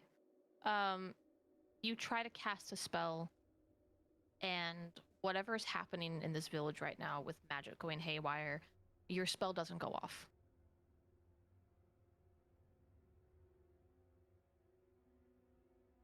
Husel's face just drops as he's just consumed with feeling useless at this point, watching his mentor die in front of him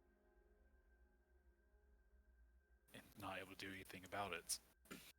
And at this point, Hustel just kind of says fuck it all and charges forward to grab his mentor's body and try to get out of there away from Okay. fire elemental. Easy enough to do. You grab your mentor and you begin to. The fire elemental is busy focusing on attacking other people at the moment, so they don't notice you dragging your mentor's body off around a corner to a more safer location as you can.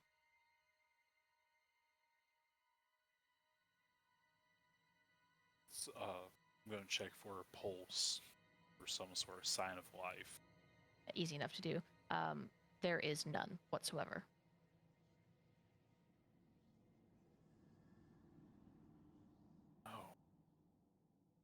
No.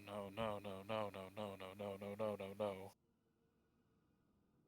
Husel starts to cry, just looking down at his mentor's body and unable to do anything. Spells won't work. Doesn't have anything else to do. He just sort of lets the body drop down carefully. He does his best to compose himself. Goes forward to try to find his family now, hoping that they are still alive. There's something that he can do to help them. Okay. I've sunken further into the dream. We're now in stage 2. Amaya. You chase after Serena and Father. And instead of finding them,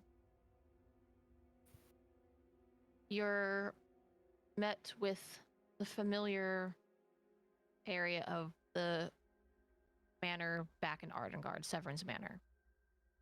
And you see Malakin kind of sitting at the table, drinking a cup of coffee, reading a book. Doesn't seem to have noticed you yet.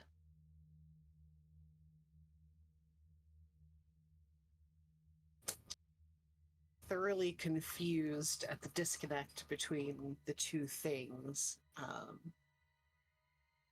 Amaya's gonna walk up to Mal and put a hand on his shoulder. As soon as you touch him, he looks up at you, and he quickly pulls his shoulder away from you and looks confused and, like, almost disgusted that you touched him.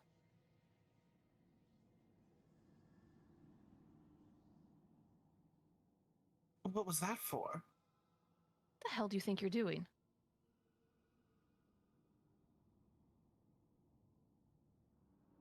I'm sorry. Is it... What do you mean? Is that another thing that you're struggling to understand that I have to teach you? Oh, really?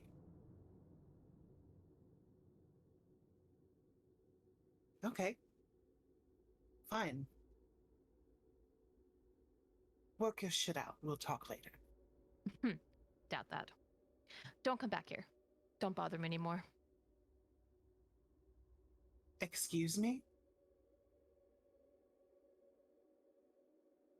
He goes just to ignore you and goes back to reading and drinking his coffee. She's gonna take a seat across from him, kick her feet up, and just stare at him. Doesn't look at you.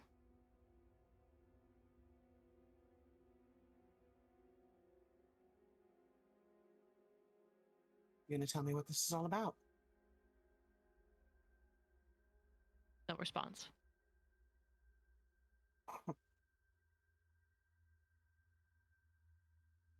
Okay. Fine. She is going to get up and go see if anyone else is around. Okay. You hear some movement in one of the other rooms, and kind of poking your head in, you see Rain.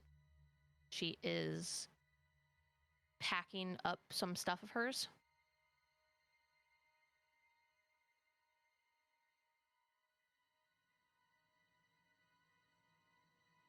She'll step into the door. Rain, what's wrong with Mel?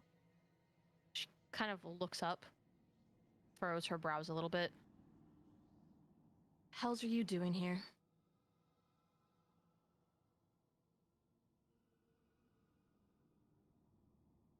So, coming from Rain, out of everyone who she's never had a spat with, that stings a little.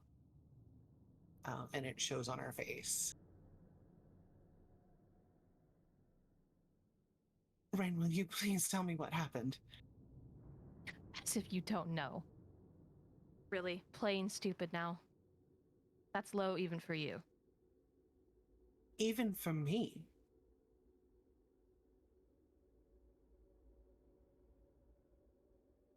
Okay. She backs out and closes the door. You hear more movement from upstairs, and very familiar sounding footfalls.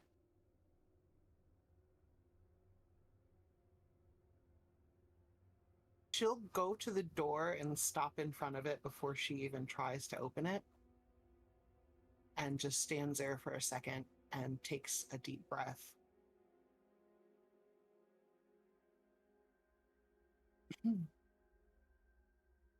Severin? He doesn't answer, but you hear him stop what he's doing and then go back to whatever he's doing inside the room. So he heard you.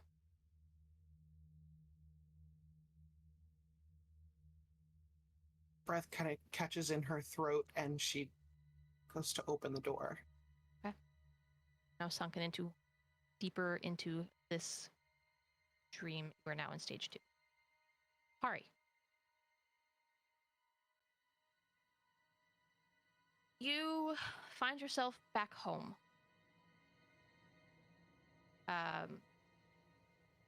You are slinking around the various alleyways and twists and turns that you know so well within the city.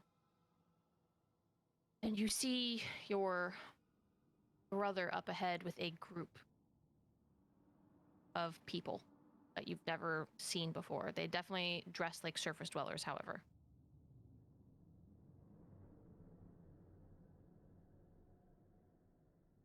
Pari's immediately put on edge and starts trying to stealthily get closer to the group and her brother. to see what's going on. As you get closer, it takes you a moment to kind of connect the dots because they're dressed different, but it's your current companions with him.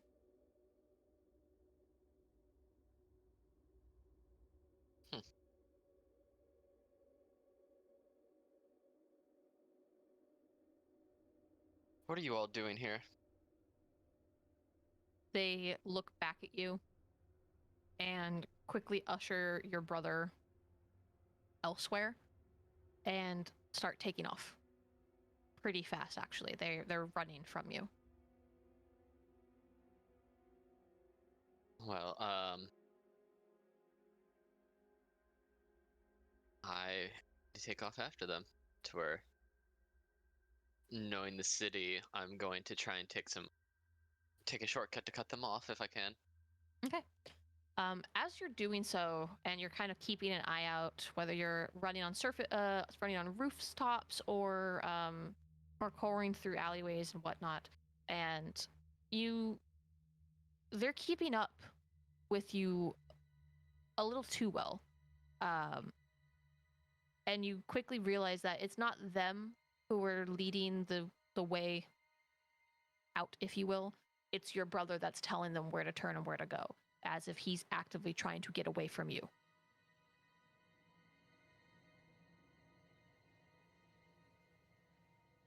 Let's go.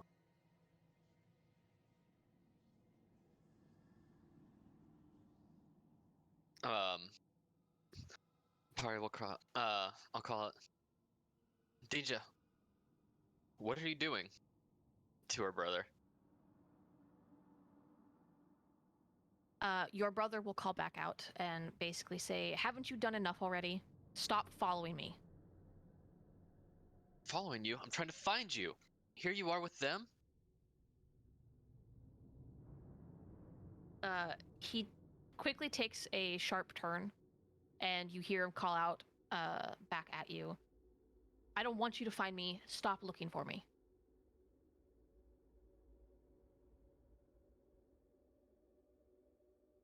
You know I can't do that, and I quicken my pace. Keeping up with your brother comes to a stop. You're not sure where the rest of the group is, but for now it is just your brother and you. And he turns towards you, and he looks surprisingly afraid of you.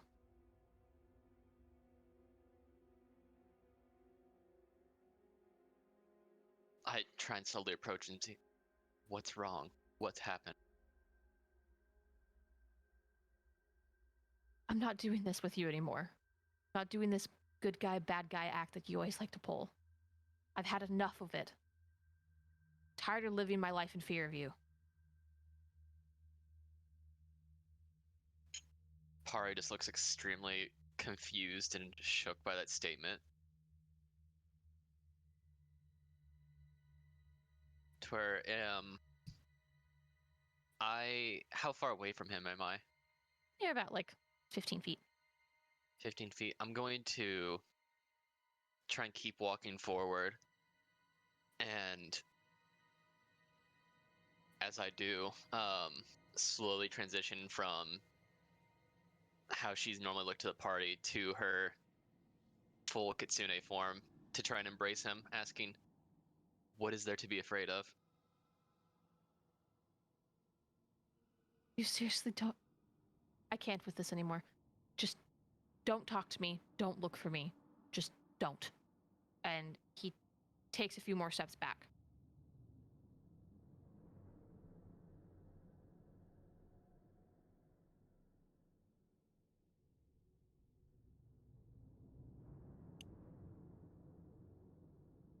And do I see any of the group around that, since he was leading them at all, or have they just disappeared into thin air?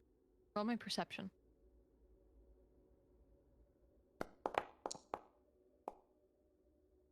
You think you see one of the members just briefly. You think it might be Varys, but you're not entirely sure. And it was just like a brief out of the corner of your eye type situation. Because when you look, you don't see anything.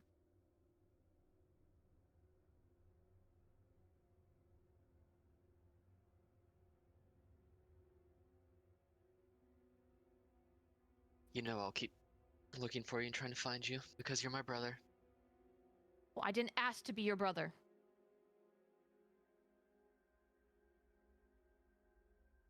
Shh. You know Mom and Dad are worried about you. I don't give a damn what Mom and Dad want.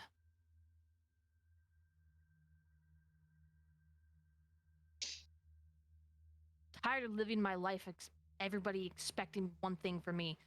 Live up to your standards. I'm so sick and tired of living in your shadow.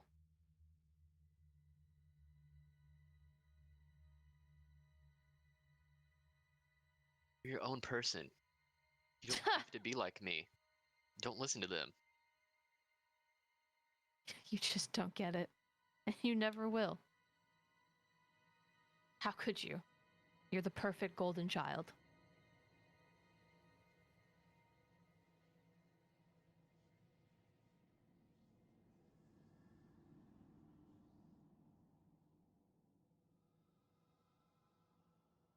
I know you don't remember this, but the way Mom and Dad looked at you, you're a baby. I don't think I've seen them look at anyone with as much love as they have then. They might have looked at me once like that, sure. But they don't anymore.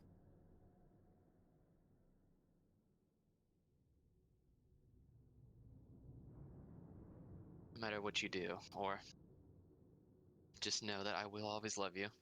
Just But I stop. still need to find you, bring you home. Just stop. I don't want to hear false words anymore. I don't want to hear empty I love yous and I care for you.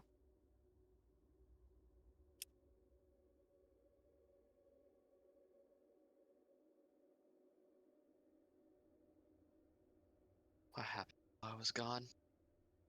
What was that? Oh, she just kind of says, uh, low, like, what happened while I was gone?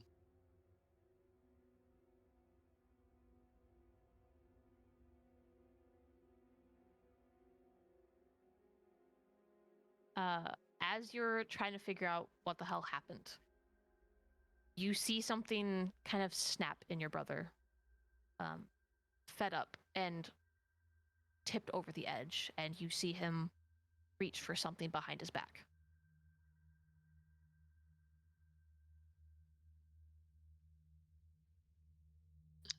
I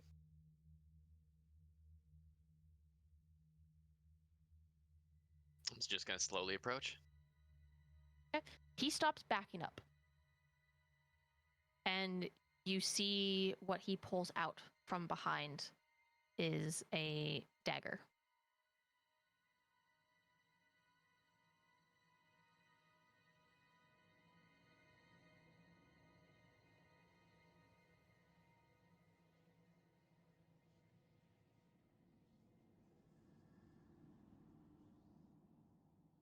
I'm just gonna keep slowly approaching him.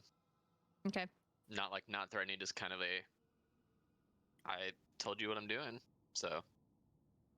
As you get close enough that he could lunge at you, you hear him mutter under his breath, now that you're close enough, that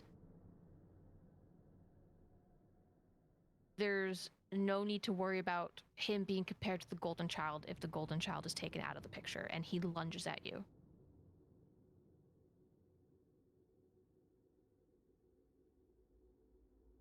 When he lunges at me, I'm not gonna try and dodge. I'm just gonna try and grapple him into a hug. Okay, go ahead and give me an athletics. And then he's gonna roll his reflex. Yeah, I'm using one of my points for that. Okay.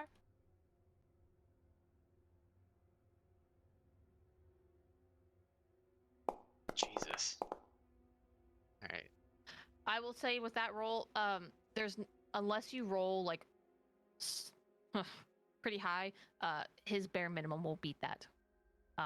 Your brother was always a little squirrely, so he had you beat on the like reflex department for things. He easily dodges and digs the knife right in between one of your ribs.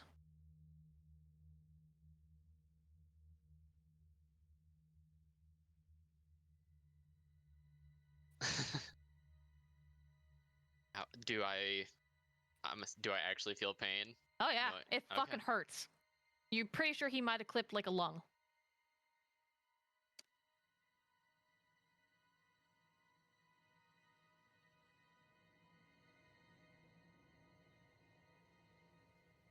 Just takes a slightly not deep sigh since um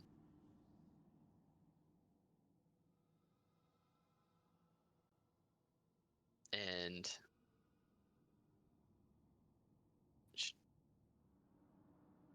she'll ask,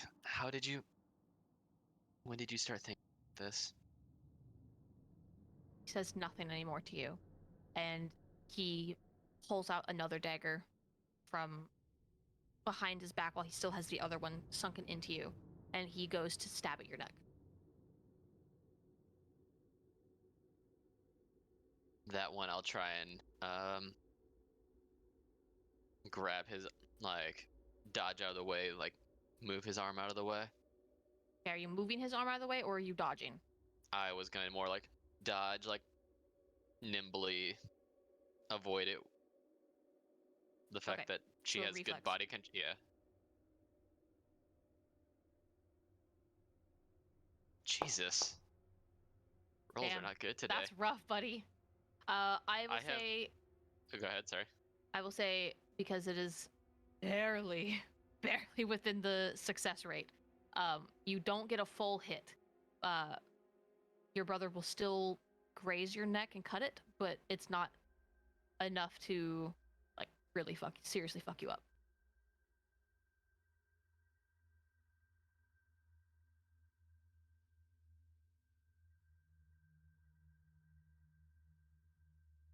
Seeing that you dodged it, however, he's going to twist the knife that's in your rib and then pull it out and then jump back a couple steps.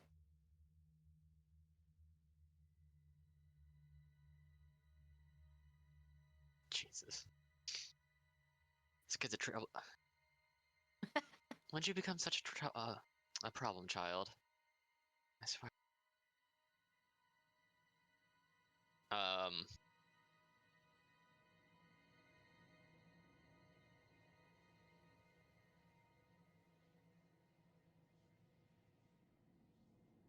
One of her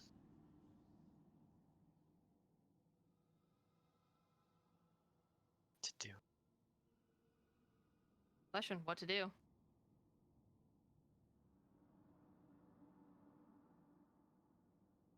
What I'm gonna.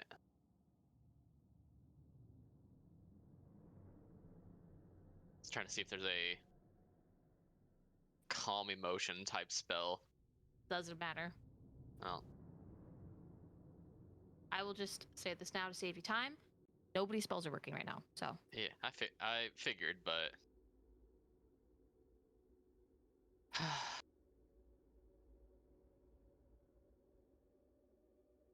I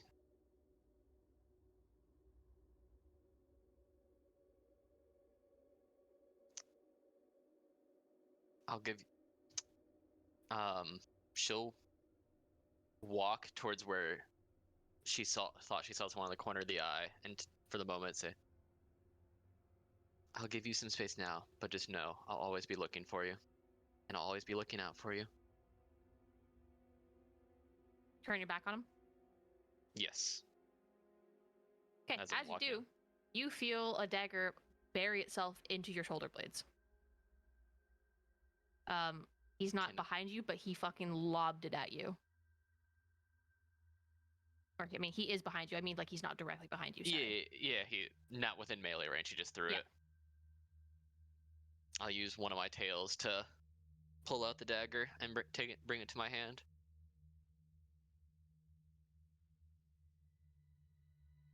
Anything special about it at all? Just a plain old dagger? It's just a dagger, covered in your blood. Jesus. Like you're actively feeling all of this stuff. By the way, your lung basically collapsing. You're bleeding from your neck. You're bleeding from the fucking shoulder blades now. God damn. Yeah. Plus, he twisted the blade between your ribs, so that's. It's hurt. Yeah, you blade on bone is very fucking painful. Experience in the chest. It's real painful. Yeah.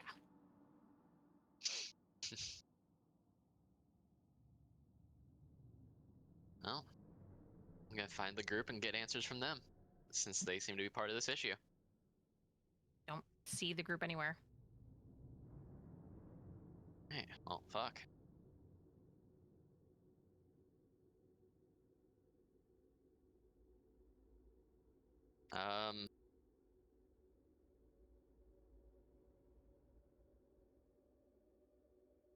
Shit, I did not see them at all, so I guess. Alright, well.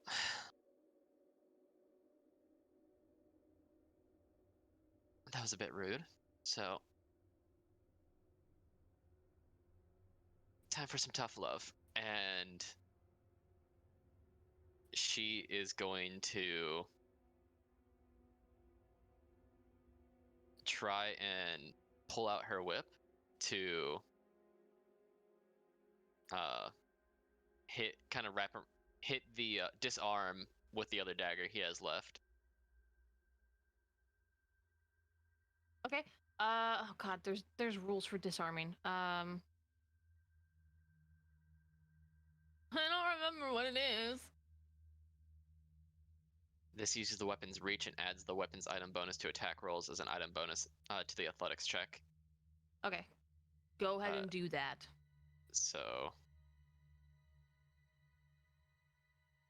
athletics check plus I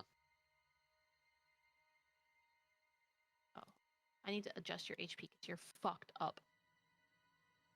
Yeah, I was wondering how much I was actually losing there. I'll just put you at half HP because you've been Ow. fucked up. Yeah. Ow.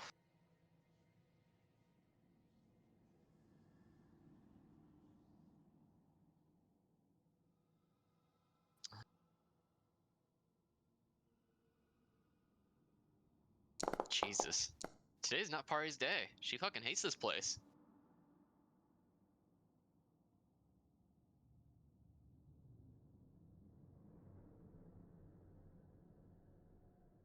Yeah, you completely missed the whip a disarm attempt. And you attempting to essentially fight back now. You have now slipped into the second phase of your dream. Because Kovac is leaving soon, I'm going to quickly jump to Hustol's. Just in case he leaves, I want to be able to finish his up. If that's cool with everybody else. Yeah. That's fine. Right.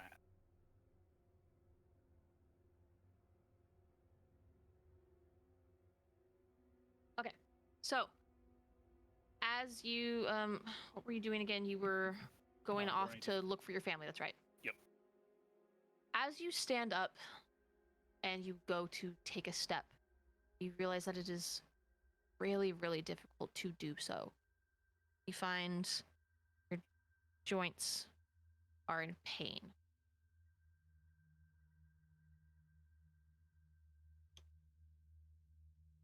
What's going on? Is it like every joint in the body on fire, pretty much?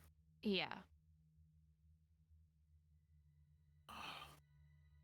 Usel's like looks down at his hands. Can't help like sort of like tremble from the pain. As you look down at your hands, you see little vines sprouting out from your fingertips, your hands, your palms. No, no, no, no, no, no, no, not now. No, this wasn't supposed to happen yet. I assume my shell is also on fire. Yeah, everything fucking hurts. And giving a quick glance over from how much you can move, you get a sense that the vines have finally bored through your body and have spread everywhere. Yep. This wasn't supposed to happen for years. He sort of watches as the vines start overtaking, really just at this point, it hurts too much to move. He's just kind of just on his knees, watching them grow and sprout.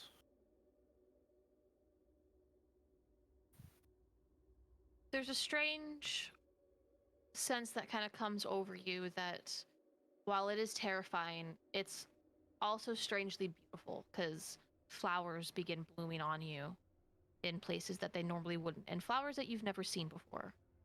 Almost as if you might have picked up seeds from traveling with your friends so far. You see flowers from the first world, strange and beautiful.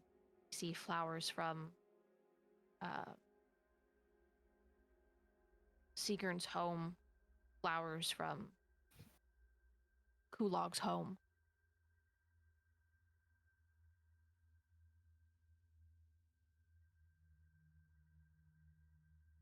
Well, it's going out, dying like this. Guess this is the natural way to go. Hughes Gonna will make me cry, dude. Hughes will just kind of gets down and puts his hands to the ground below, forcing his joints to actually his body to function, letting those vines and I guess roots get down into the soil. Just accepting what he always knew was coming.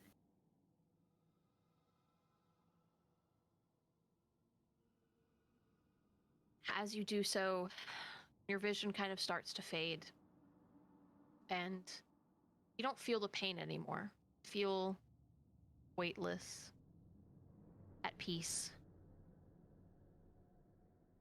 And you are in the third and final stage of this dream. And there's just nothing.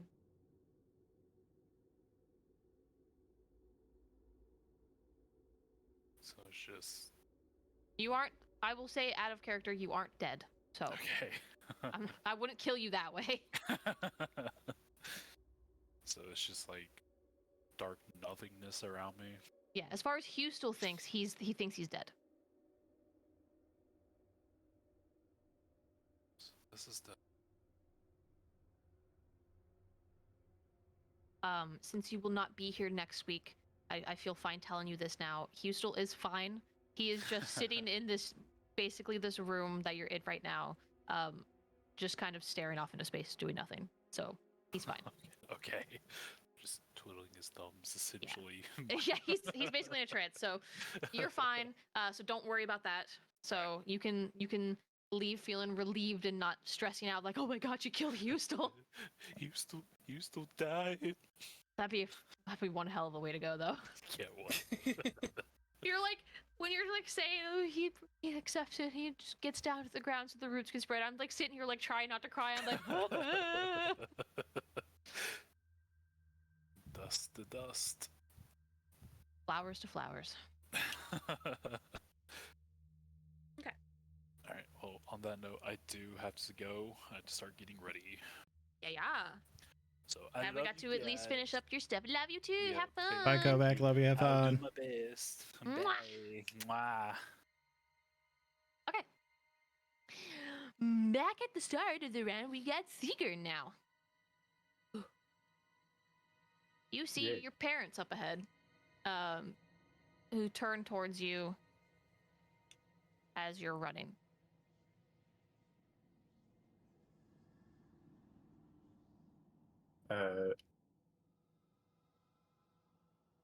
I'm going to slow down and look around. Like, I remember parts of this, but it doesn't seem right. So I'm just going to try to look for anything that is not how I remember it. Your pardons. Your father's expression is not how you remember it. You remember him being stern, but he looks. He's usually pretty good at keeping his disappointment in check, but he's letting it all hang out, more or less, for lack of a better term.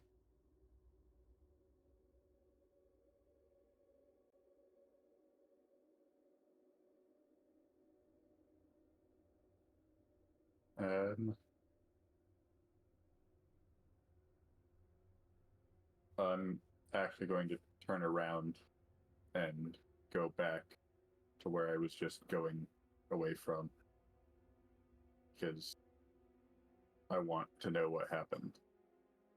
Okay. You hear your father chasing after you. He's not running. He's doing that like fast, stern dad walk thing that's just as terrifying. You can't really quite make out what he's saying because he's just screaming, and with all the other commotion going on, it's kind of just blending in. But you easily dodge out of the way of the parent that was chasing you and make your way back over towards the child that is laying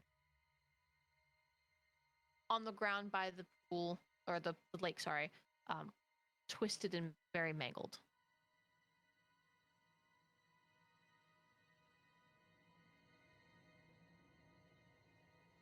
At this point, That wasn't me. At this point, you have switched to your second phase. There's no way that was me. Just kind of muttering to myself. You mutter that to yourself, but there's a strange feeling that kind of overtakes you, and you hear a chuckling that comes from you, but you're not sure if it was you or wasn't. Can't be sure. And everybody kind of looks at you as you chuckle out loud.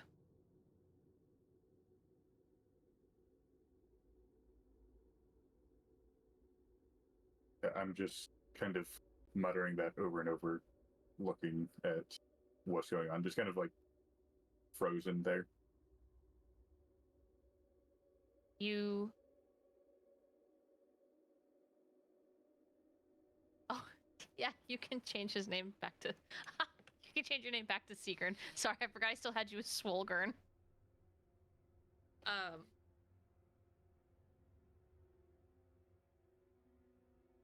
You look down at your hands for a second, and where you know that you had the Silver Lady's protection or symbol, if you will, it's there, but you feel an immense sense of disappointment rush over you, and the symbol fades from your hand. And whatever blanket of comfort that came with that and motherly feeling of watching over you disappears.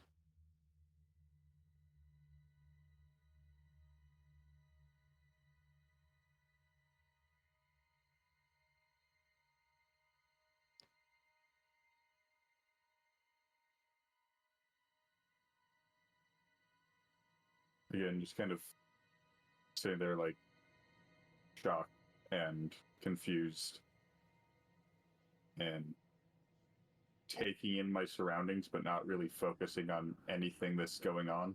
Just trying to figure out what happened. How did I get in this situation? The parent, who you know to be the parent of the child that is deceased, they grab you from behind, and before you even have a moment to react, you feel your head get pushed into the lake and held there. You hear muffled screaming and sobbing and hysterical crying of this child's mother, filling your waterlogged ears.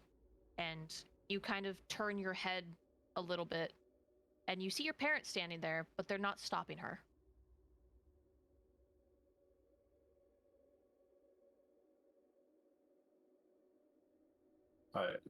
I'm going to try to, stop myself from drowning. How would you like to do that?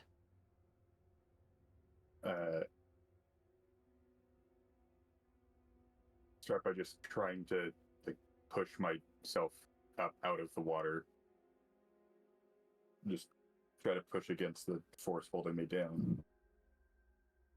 Go ahead and give me an athletics check.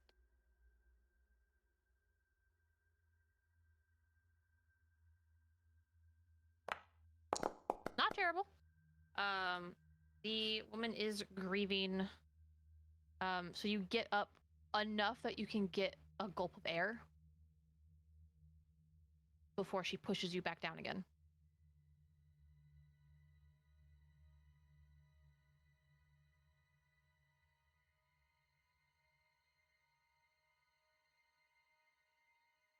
I am going to try as best I can to cast a spell like Mind Sliver that I would have had at this time. Okay. You do so. And it works, kind of. Not how you're expecting it to work, however. You cast the spell, but instead of targeting the woman who is holding you down, it travels outwards around you. Everybody gets targeted. You watch the woman essentially, her head pops like a zit, more or less. You watch your mothers follow suit. And you watch every other person around you except your father, who's a little bit sturdier. All of their heads explode from the mental impact, and they all just slump to the ground.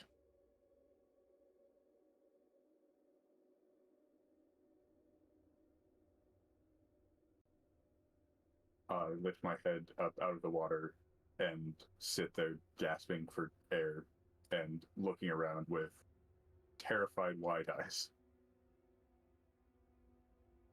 Your father is the only one standing, and he is bleeding from his eyes and ears, and his eyes are very bloodshot. But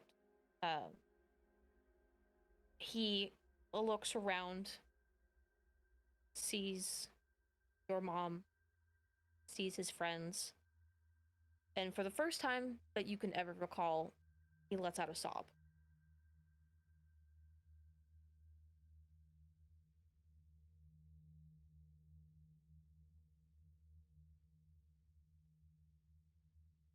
What happened?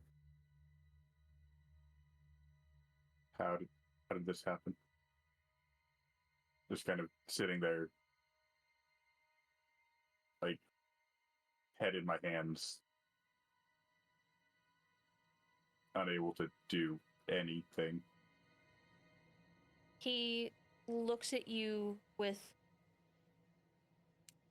a look of disbelief that you have the audacity to ask what happened. And he walks over to you, and his face just goes calm, eerily calm. And he kneels down in front of you, and he puts his hand on your shoulder.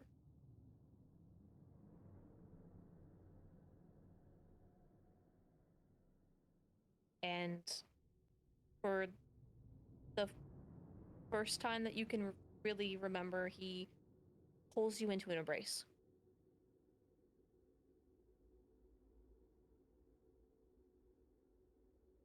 I don't react at all. So just shocked. After a few moments, you feel your father's arms get tighter and tighter and tighter around you until he's not just squeezing your midsection, he's also squeezing your neck with his arms.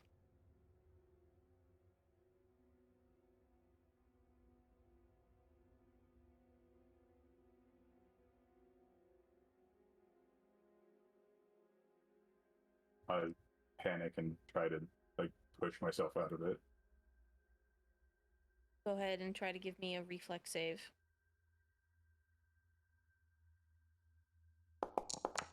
Okay.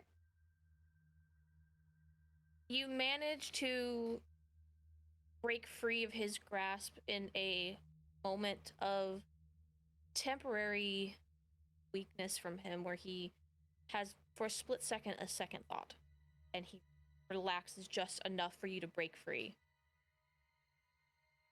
And he quickly tries to grab at you again.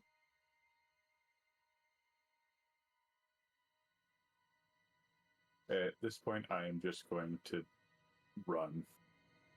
Okay. Away, anywhere but here. Okay. As you start to run through the city, you realize it wasn't just the lake area that you affected, it was the whole city, all of Greenwood.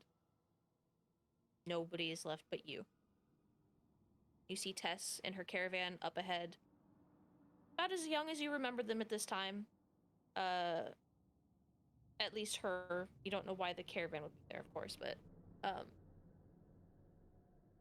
they're much the same of what happened to everybody else. You see closer towards your mother's house, your guys' house, your friends all standing outside as if they were getting ready to leave.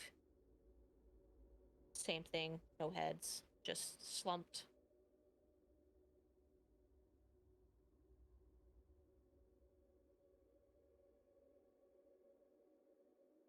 I just keep running. Okay. And keep running, you do. You have fallen to the last layer, and that is essentially what Sigurn will continue to do in his mind. Ferris.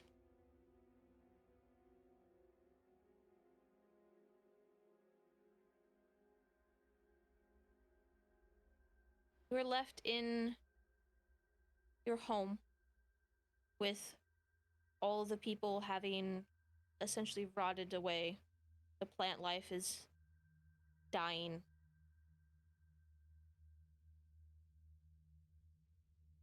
After being accused of killing your brother, not only by your family and your village, but your brother themselves.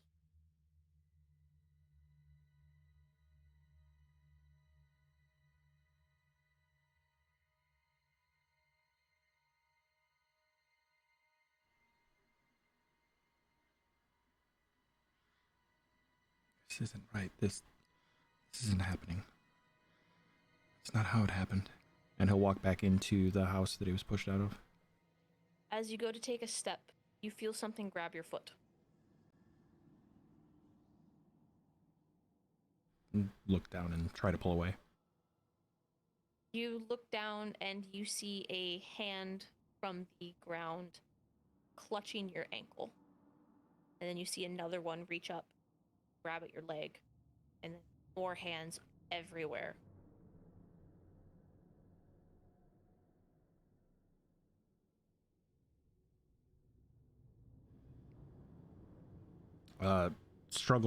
Struggling to pull his feet away, he will grab the dagger off of his side and try to cut away at the hands. Okay. You start making a little headway, but there's so many, and by the time you get one off, another one is replacing that hand that you had just cut off. You're not making any headway, and you're exhausting yourself more quickly.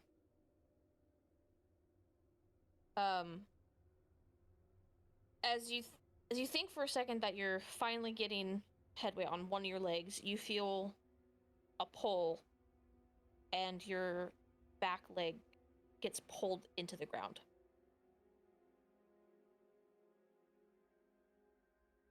About up to your knee.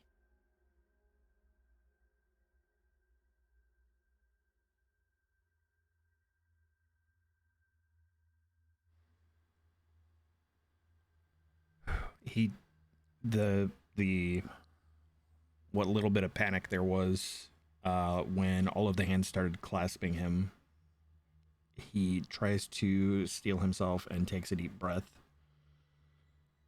It's not real. It's a cut. It's this fucking place. Roll me a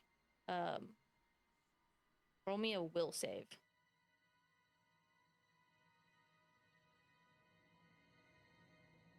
This is not going to be great. Better than I Pretty good. thought. You managed to not fully succumb to the mental effect of what's going on, but the fact of the matter is you are being dragged underground as you're taking this time to steel yourself and try to push through whatever is going on, you feel your other leg get pulled down to your knee as well. You are now knee deep into the dirt. And more hands are reaching up to try and pull you down further. And he is terrified, but is no longer struggling. He is allowing this to happen. Okay. He, at this point, just believes that if he goes with whatever is happening right now with him, and he thinks of everybody else in the party that he ran away from, that maybe if he just lets this play out, he can get back to everybody. Okay, so you're Harry Potter double snaring it up. Just going with it. Okay. So and again, he is absolutely fucking terrified, like shaking terrified, because he knows that he is being pulled underground, and that is being buried alive. So the hands keep pulling you down to your thighs, then your hips, then you get up to about mid-chest, and the pressure starts really squeezing you, and you can feel it. And it's getting really hard to distinguish that this is not in your mind or not, or if it's in your mind or not. Sorry. Feel the pressure. You feel it's hard to breathe. You feel the heat and the cold that comes from being buried alive, and then you get pulled up to your collarbone.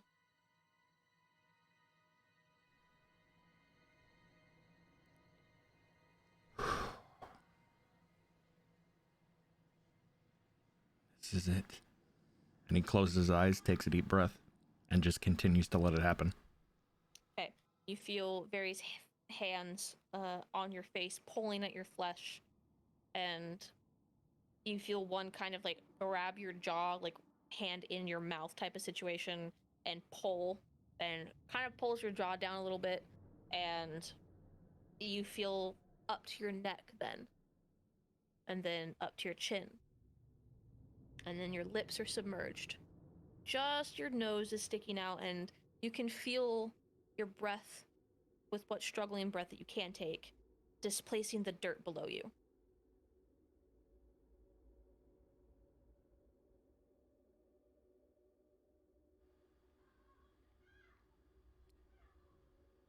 And then you get pulled under. And his mind goes to when he left his village out to Ardengard to start his journey to complete his hunter's training. He remembers meeting everybody there at the festival. And then it flashes to Cedar Watch in the Greenwood, meeting everybody there. He remembers the Dryad. He thinks of the ship and the Kraken battle.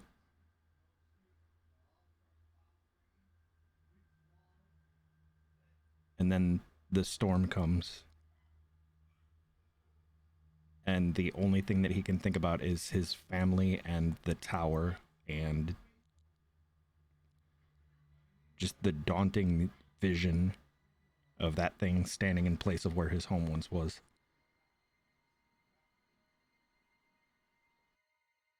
As you're having these flashes of your life and last minute thoughts, you feel your lungs beginning to burn the longer you hold your breath, and you get a sense that you're not going to be able to hold your breath much longer. And if the weight of being underground doesn't crush you first, you're going to suffocate.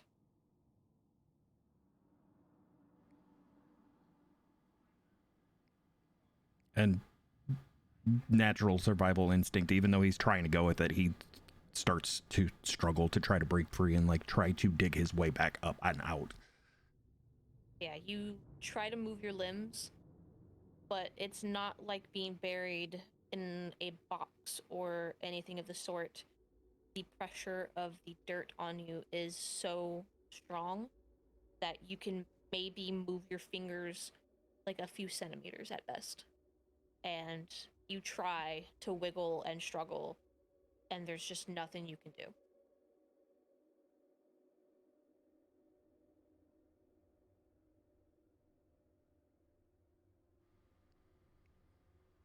Lungs icy cold burning, tries to just get that gasp.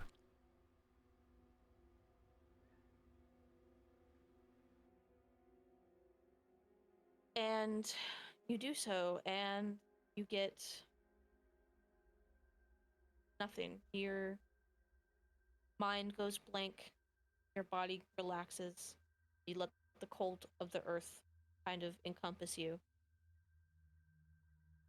and there's just nothing.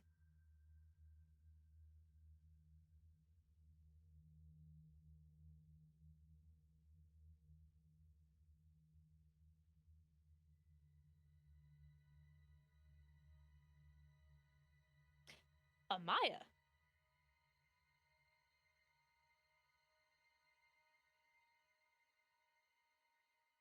Hi.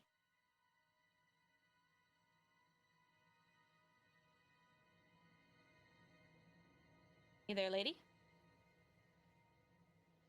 She puts her hand on the door and tries to push it open. Okay, I didn't know if you were there. So you open the door and you see Severin inside. He is also in the process of packing some stuff up. He doesn't look up at you.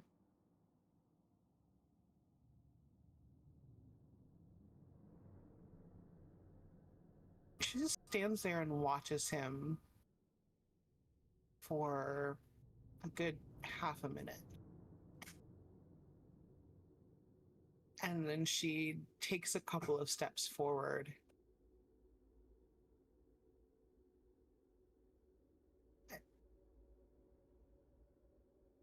Where are you going? Going home. Okay, you've never packed before. Why are you... What's happening? Packing because I'm not returning. I'll have your things packed up from my place and bring them here later. What? Why? Do we really have to go through this conversation again?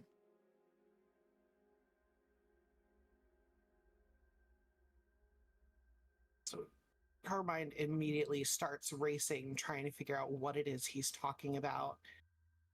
And then she lands on it.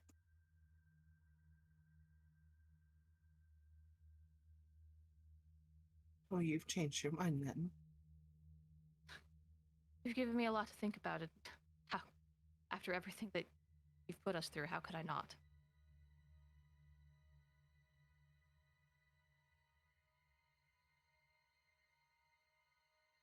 So that's it. We're That's done.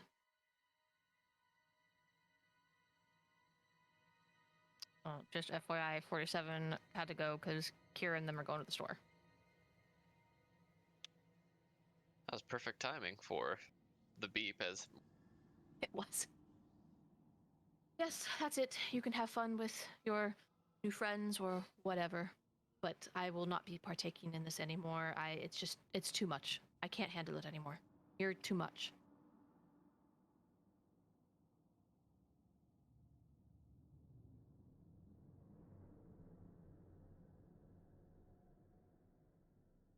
She kind of takes a half step back and trying very hard not to cry, but her hands are shaking.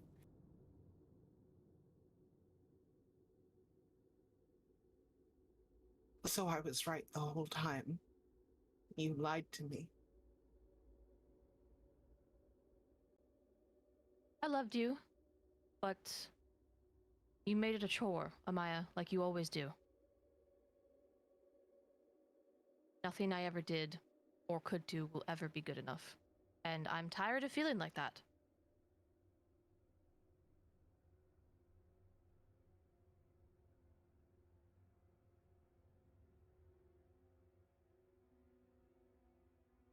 Amaya takes a deep breath in and then looks down at her hand at the ring he gave her.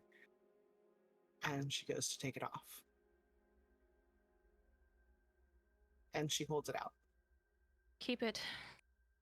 At least the protection of it will do you some good. What do you care? Because if you're leaving, I don't. Fine, do what you will. Put it on over there on the table if you'd like.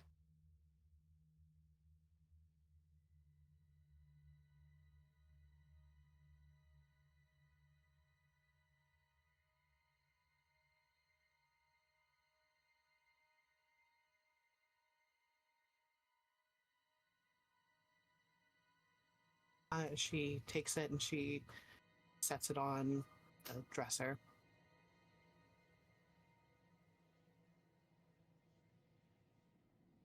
He finishes packing his bag and he closes it up, and then he heads to the door and looks at Amaya, and he kind of gives her a less than impressed look over and just kind of shakes his head.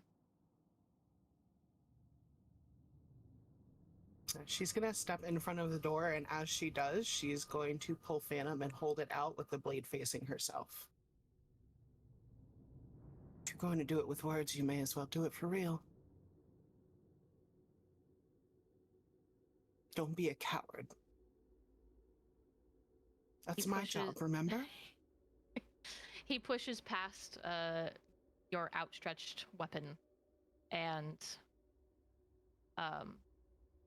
just kind of forcefully, but not super hard, like pushes you aside and walks out into the hallway. And he turns to look over his shoulder at you and just goes,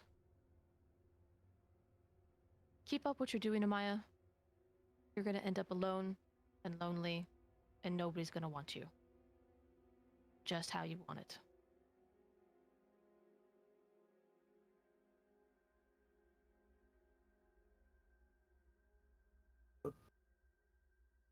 That phrase breaks her. She drops the dagger and just sinks down to her knees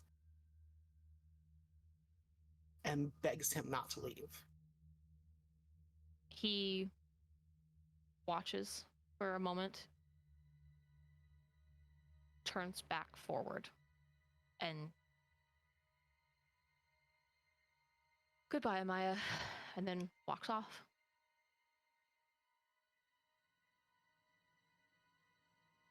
She watches him until about right before he hits the stairs, and then she gets up and blinks in front of him and grabs his arm. You attempt to blink in front of him, and it doesn't work. You feel yourself prep for that extra Try. step, Mm-hmm. and nothing happens. It just doesn't.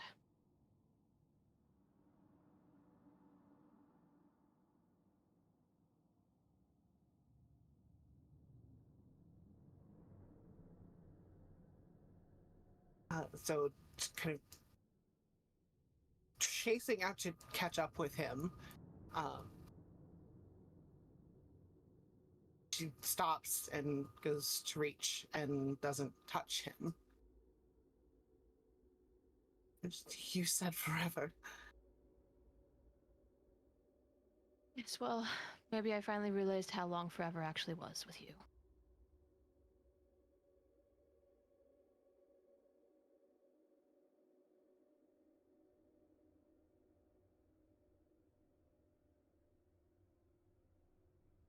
So understanding, just knowing him and understanding that his decision seems final, she just goes to walk down the stairs ahead of him.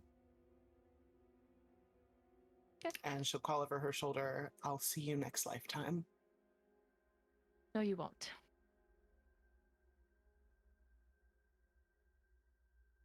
And he blinks into the kitchen, and you hear him exchange some words with Mal and Rain, and then they're gone.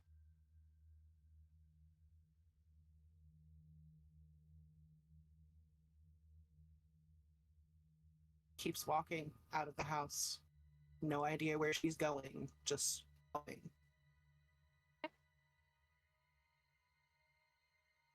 Now sunk into the third layer. Hari. Yeah. Your brother is still preparing pardons to burp at you apparently. He holds the other dagger that he still has in his hands and he starts running at you with that opening that you left by missing with the whip.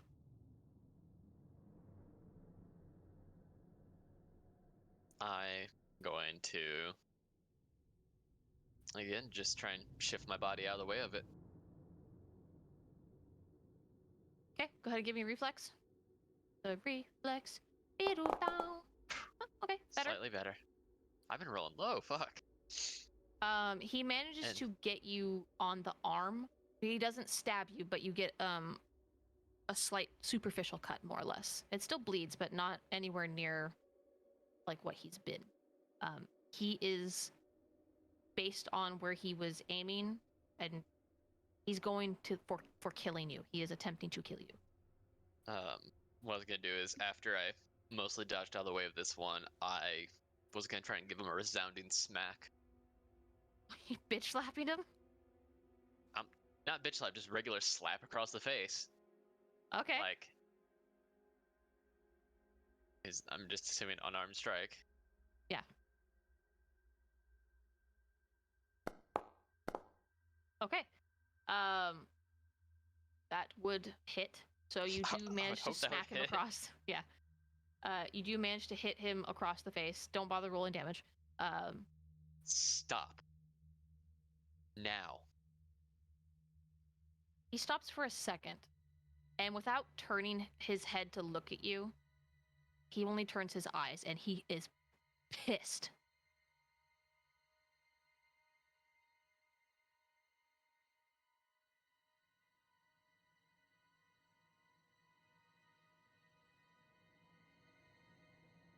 Oh, fuck. Cat scurries off in the distance.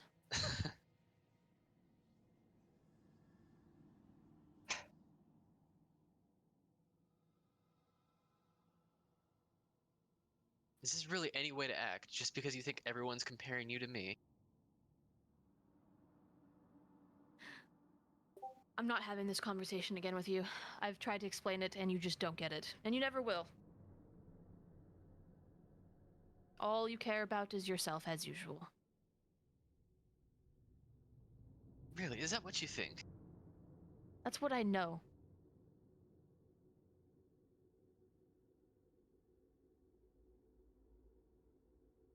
To the ends of the earth I'd go to find and bring you back home, and yet you still think that? I didn't ask you to.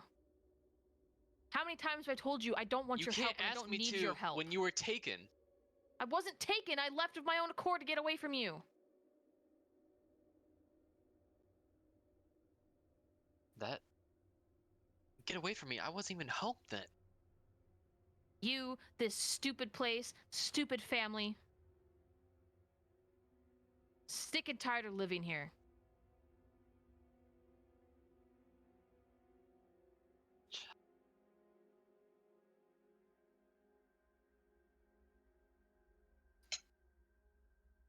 Could've... You didn't have to leave like how you did then. Yes, I did.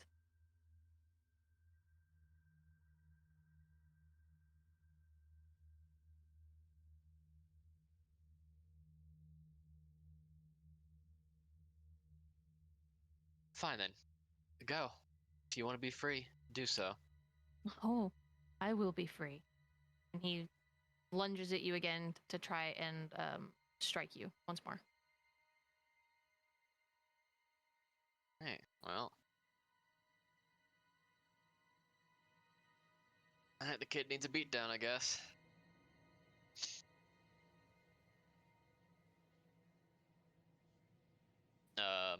Not gonna let him hit me. I'll try not to.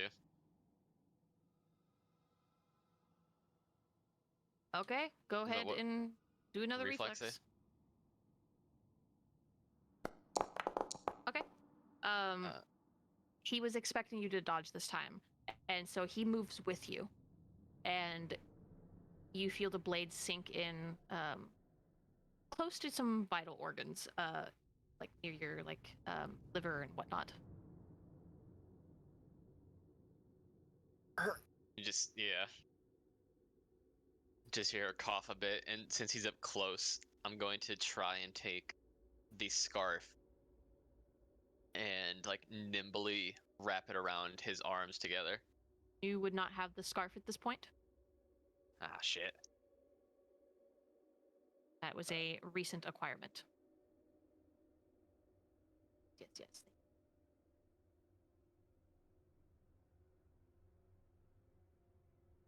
Shit.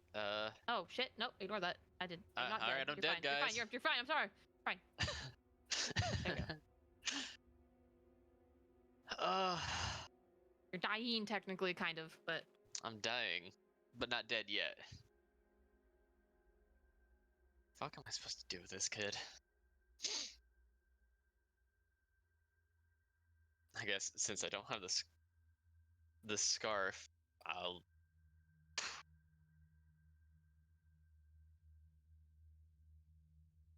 I'll try and grab the arm that's stabbing me right now.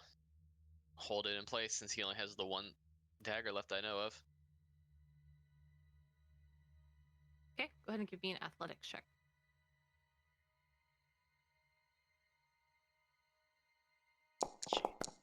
Not good enough, unfortunately. When he sees that you're trying to go for the hand that's holding the dagger, he twists it and pulls it out.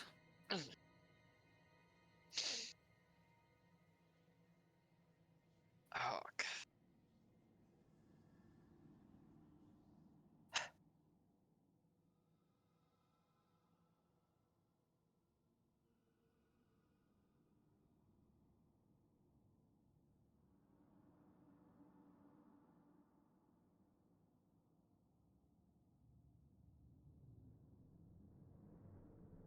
Again, this time she's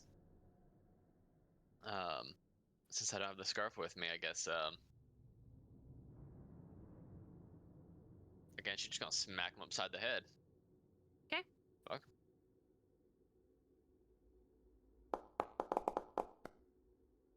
Not as good. And yeah, he that ducks last easily. that last blow made difficult.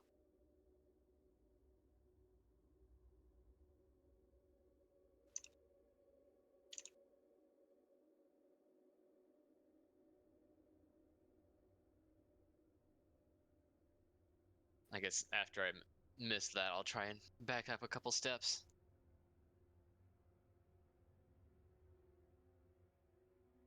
Okay. As you are backing away from him, he having ducked down, he swipes at your leg.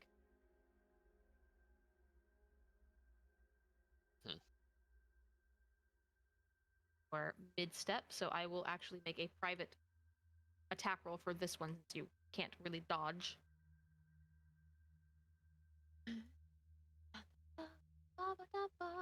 Yada yada yada. Fuck.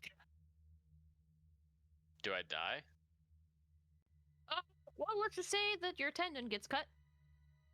Jesus. I'm so when the hell fucking did sorry. When did this kid get so strong? He's a fucking I rolled a 15-year-old. crit. I'm sorry. He's fucking 15. Jesus. Uh-huh. Grew up in the streets too. Playing out with the streets and the wrong type of people. I would roll a crit against you. It's always you. I'm so sorry. All right. I guess I'm dead probably. How hard he's hitting. You're without actually reducing your HP anymore. Just because I don't want to keep doing that. Your tendon is cut and you can't walk. You can crawl and pull yourself along, but he is standing over you because he can walk faster than you can crawl, obviously. And he's just gloating and looking down at you with a pleased, smug smirk.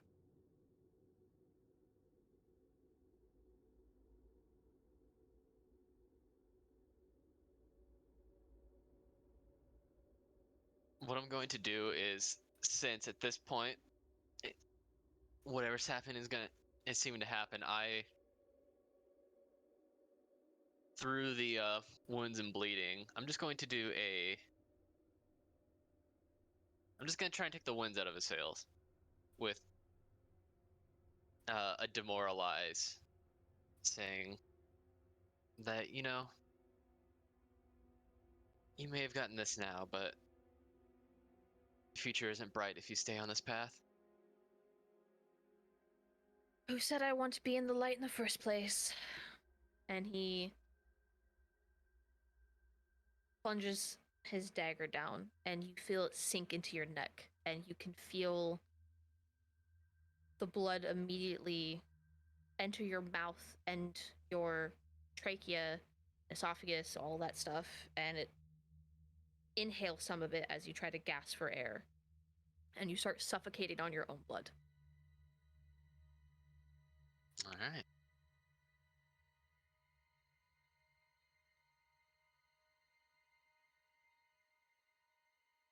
Amaya. Mm-hmm.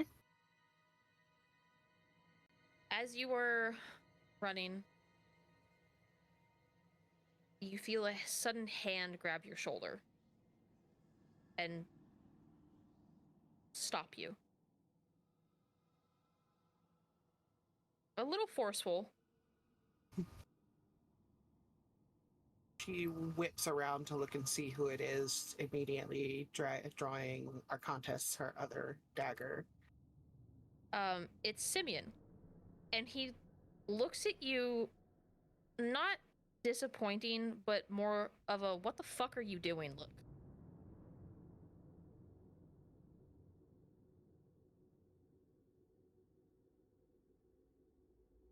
Lowers it just a little bit, but not fully. And it just says, "They're gone." They're not gone, you doofus. And he reaches up and flicks you in the forehead, and the illusion around you fades, and you find yourself in a much larger area than you were. She looks around extremely confused. What the fuck is going on? You're lucky that because this place is technically unholy, I am able to enter here, because you and your little friends, not doing so good right now. You should probably go find them.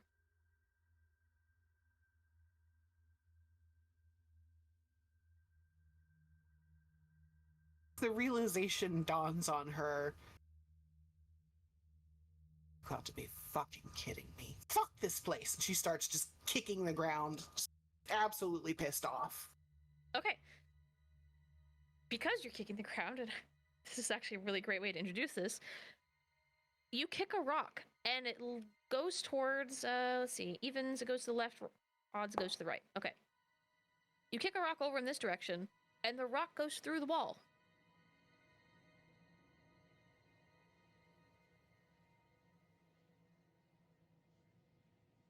Hate this place. She grabs his hand and starts just marching very determinedly in that direction. Yeah, you can actually move your token. Actually, I'll do it for you. There is an invisible wall, but I think I made the walkways too small for your token, so I will actually, first and foremost, so you can actually see that there's a pathway. Okay. And then I will move you to the next chamber, which is empty. Do you keep walking? Not wanting to stay in any of these chambers? Yes. Okay. Very quickly. So you, following the same kind of illusory whatnot, you come upon a chamber, and Pari's in, and she looks completely fine, and she's just kind of staring off into space.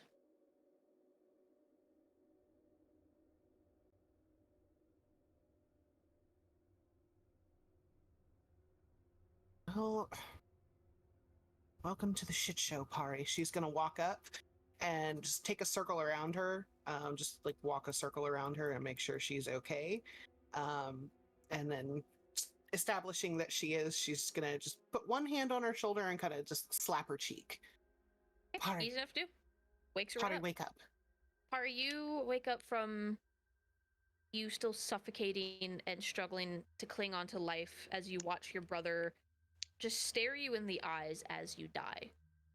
And you come to, and you are in a completely different area with Amaya standing before you and some strange demonic looking man behind her. You hear just like gasp for air. Whoa, looking it's around. okay. Realizing what the hell is happening. Can we burn this place to the ground? Well, it's made of stone, so probably not. We just need hotter fire then. Ah. I'll stand Right up. on that.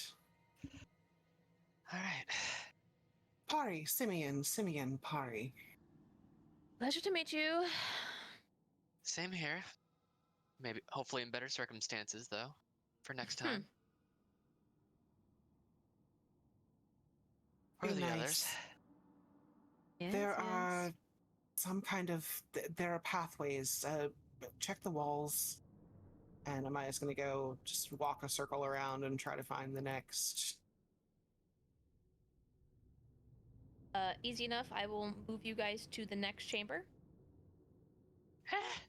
It's so dark. Which is empty. Zoom. Come on, how many of these fucking things are there? Moving on to the next one.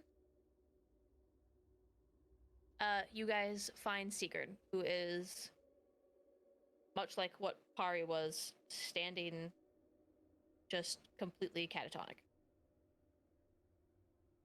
3 of us. We're missing Hustel and Varys. And And Orpheus. Orpheus? Where's Orpheus? Maybe in one of the other chambers still. I go over. Simeon, please go see if you can find the other 2. We weren't in here where we started. We were in one I don't different want place. to. I didn't ask, darling. Fine, but I'm putting this on your bill. Fine. Oh, darn. He disappears into the fog.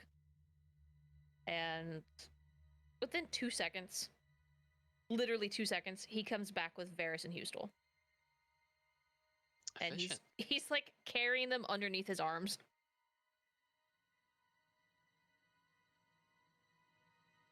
Zorfi. I only have 2 arms.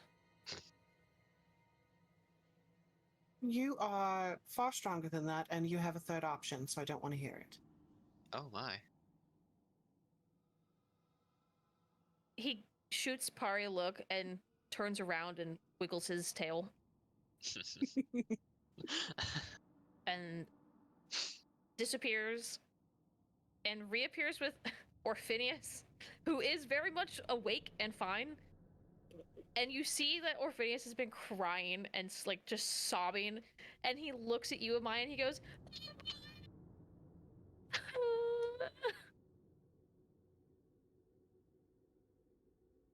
Come here. She wraps him up in a hug. and he clings to you. He's like, I thought you all abandoned me. As well, we're all here. We're all fine. I watched you guys all go off into those strange little tunnels, and nobody was answering me when I cried out for you guys. And then I tried to follow you, and I couldn't. And then I tried to follow Sigurd, and I couldn't. And I was stuck in the original room.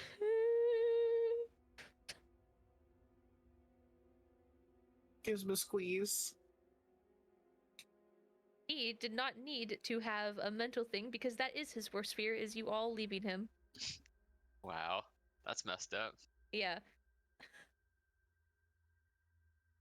Okay, she reaches up, pets his ear. You should probably wake the other Yeah, two. I was about to say Pari was just gonna go around and gently start like give him taps on the cheeks to wake him up. Yeah, the gentle taps don't do anything. They just kind of sway a little bit. All right, well, gonna give him a little bit harder tap. Not as hard as Okay. she smacked her brother in the dream, but Seeger and Hustel both wake up and they're still kind of coming to. Varys, you wake up and you see everybody gathered around with some new person.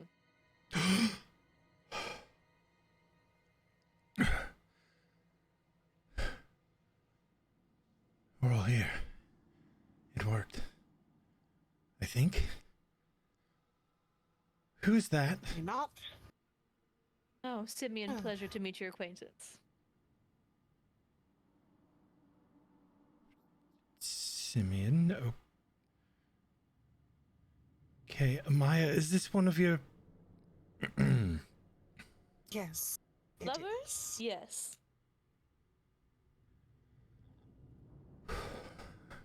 Sorry, I'm just catching my breath. It was an experience. Was. And like, Amaya still looks very, very off-put and out of sorts, more angry than anything. And she motions to Simeon, and if it was not for Simeon, we would probably all be sitting here like fucking stones waiting to turn into stone. Say thank Yes, you. Well, you're quite lucky that I'm not bothered by this place, so you're welcome. I'll put that on your bill too. Your bill? Oh yes. I have a give and take relationship. I don't Mostly think I you on want my details part. of the relationship. Oh, okay. Thank Don't you. worry. Change your mind. Thank you, though, Simeon. Of course. Glad to be of service. Gives a very over-the-top, sarcastic, flourishy bow. I was really hoping he would there. When he comes down, Amaya wraps a hand around his horn and pulls it towards her. Stop being a little shit. And lets it Oh, go. it's so Well, fun. I think it's endearing. Someone likes it at least. We're all here, then? Everybody You is... see Orpheus still sobbing a little bit. okay for the most part. Orphe, are you all right? He comes over and he hugs you. Varys gives him a... he pulls him in. And he goes to Hustel and Seeger and does the same thing. He goes up to you, Pari, and like pats your shoulder. There, buddy. And then he looks at Simeon for a second and he's like, ah, fuck it, and hugs him too. And Simeon's like, oh, okay. Hugs him back. I'm sorry, I didn't mean to run off like that, and I know it's just a trick of this fucking place, but... with my brother. Brother. Yeah. And then a strange vision.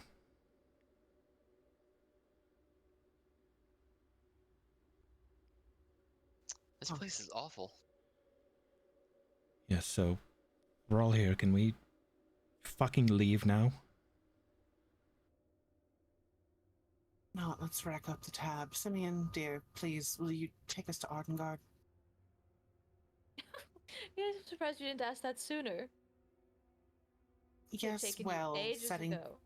setting precedents. We've talked about this. Yes, yes. Gather round.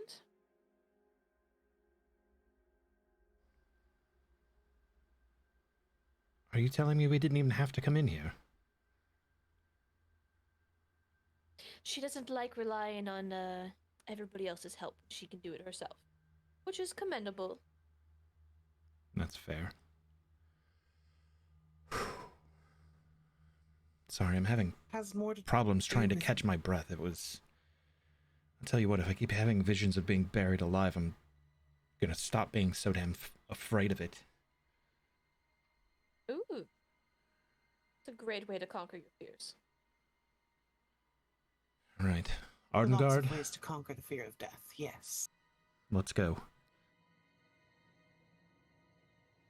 Simi doesn't lift a hand. He doesn't chant a spell. There's just nothing. You guys blink, and you're standing where you are, and the next minute you're standing outside of Ardengard. Which outside? Right outside the gate. The main west gate? Yeah. Well, that's something.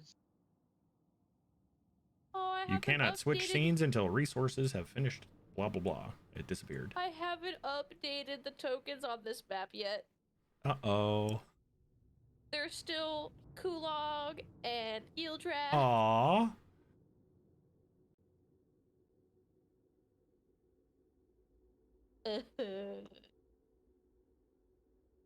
Getting Oh, rid of and them. they disappeared. Yeah, I deleted them all. Fuck them. Jesus. Ow.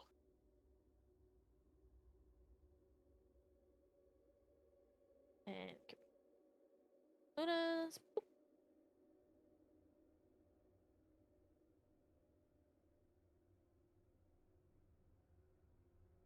I don't know if I need to move or if I'm being pulled, so I haven't done anything. You can try switching now. Yeah, it loaded for me now.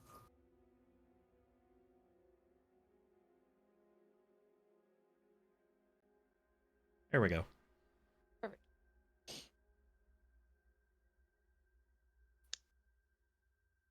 I had music I was gonna play for this too. I got it this morning and I forgot to do the whole music for the whole situation. God damn it, me.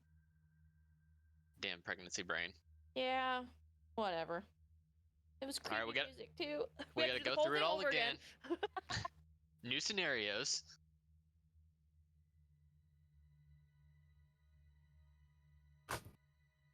Fucking thought I'd be so happy to see these walls.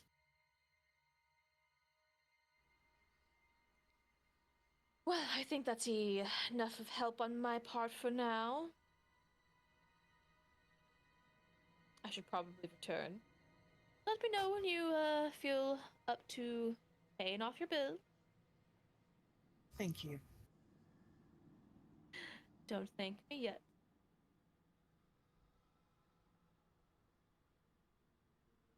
Take care, everybody.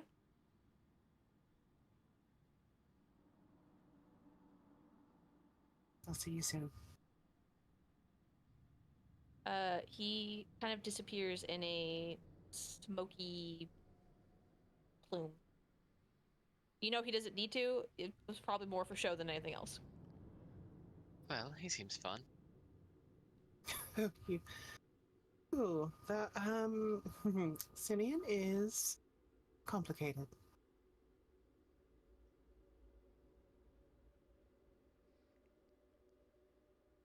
Amaya, I don't know how you always find yourself in such interesting company, but thank you for that one. Mm-hmm.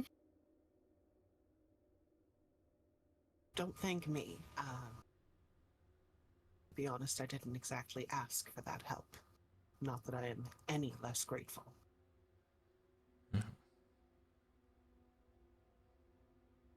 This place still looks like shit from the storm. Pari takes a look around, trying to just seeing apparently whatever the storm was, seeing what the damage was. Massive craters, broken walls, acres and acres of farmland just burned to shit. Yup. Oh, that's one hell of a storm. I would like everybody to roll me a perception check, please. Hey, I can roll high tonight, apparently. Apparently, fucking Orphinius over here. Orphinius sees everything. His eyes are the cosmos. Yeah, he has star eyes, so. I will roll for Sigurd Roll it. and for Heapstool. Jesus Christ. I just saw Orphinius is a fucking plus 21 to his perception. Yeah. He literally sees everything.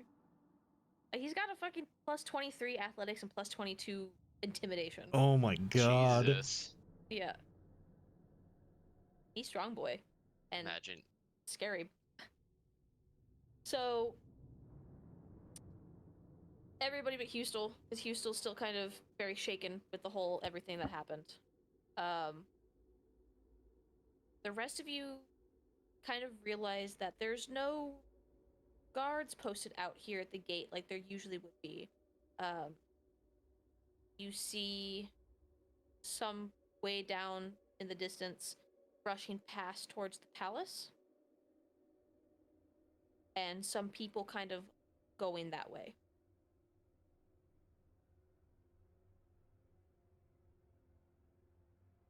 What's going on here? Oh joy. Don't know. All the Do we guards are pop into gone. something? Amaya just starts walking towards the gate. Varys immediately follows behind. Do I have this as a sound effect? Don't know. I'm looking. Hold on. I got this one. Well, that Which was a is not pleasant what- ding. Yeah, it's I not thought the that sound was my- effect I'm looking for. I thought that was my watch at first. Like, wait, what? Oh, here we go. Hopefully this isn't too loud, so just in case. Here, once, It's good. twice.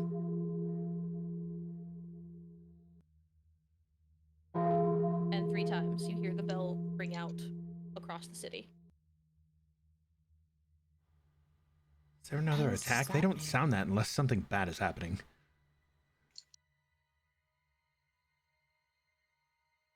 Take off at just full speed. Oh, fuck. Out of the frying pan into the fire. Here we go. And Varys takes off. Okay, so you guys make your way towards wherever the crowd is going, and you see less confusion the closer you get, and more panic. Not fearing for their life panic, but more of general, what the hell are we gonna do? What do we do now panic? And some people are sobbing. And Orpheus and Pari, because Secret's not here. Orpheus and Pari, you guys notice this first. You see everybody is looking up at one of the kind of towers for the wall that covers the palace area grounds. You see a figure that has been basically speared and skewered to the outside tower for everybody to see. I'll look to the group and say, the tower up there. The rest of you following the crowd's gaze and with Pari and Orpheus pointing it out, you recognize the queen. Is speared lifeless to the wall. Oh, no.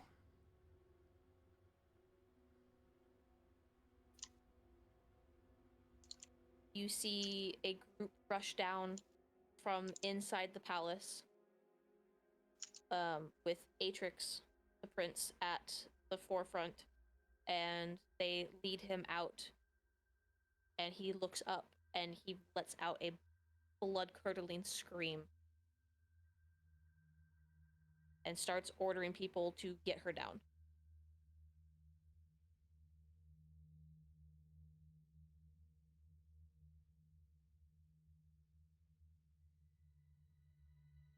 Amaya turns to just the closest person not in the group and starts trying to find out if anyone knows anything about what happened, like if they saw anything.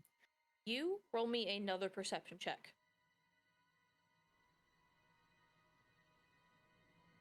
And Varys, seeing Atrix, runs toward his direction. Okay. Amaya, as you turn towards the nearest person, you catch a very familiar looking woman in the crowd. Beautiful golden silver hair, similar eyes to Orpheus. She's wearing a cloak, and she's looking up at the scene, and she looks absolutely fucking mortified. She does not even see you yet.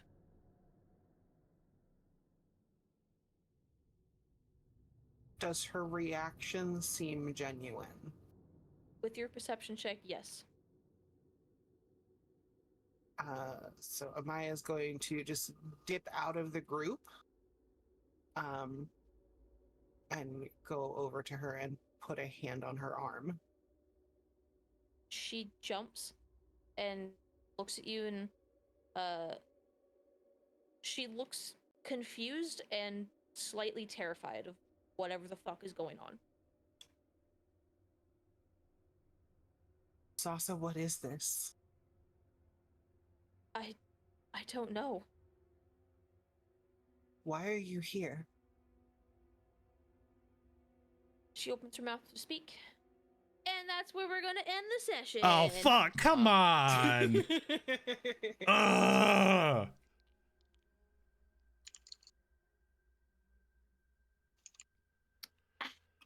Damn it. I told you I had shit planned for when you get back to Ardengarde.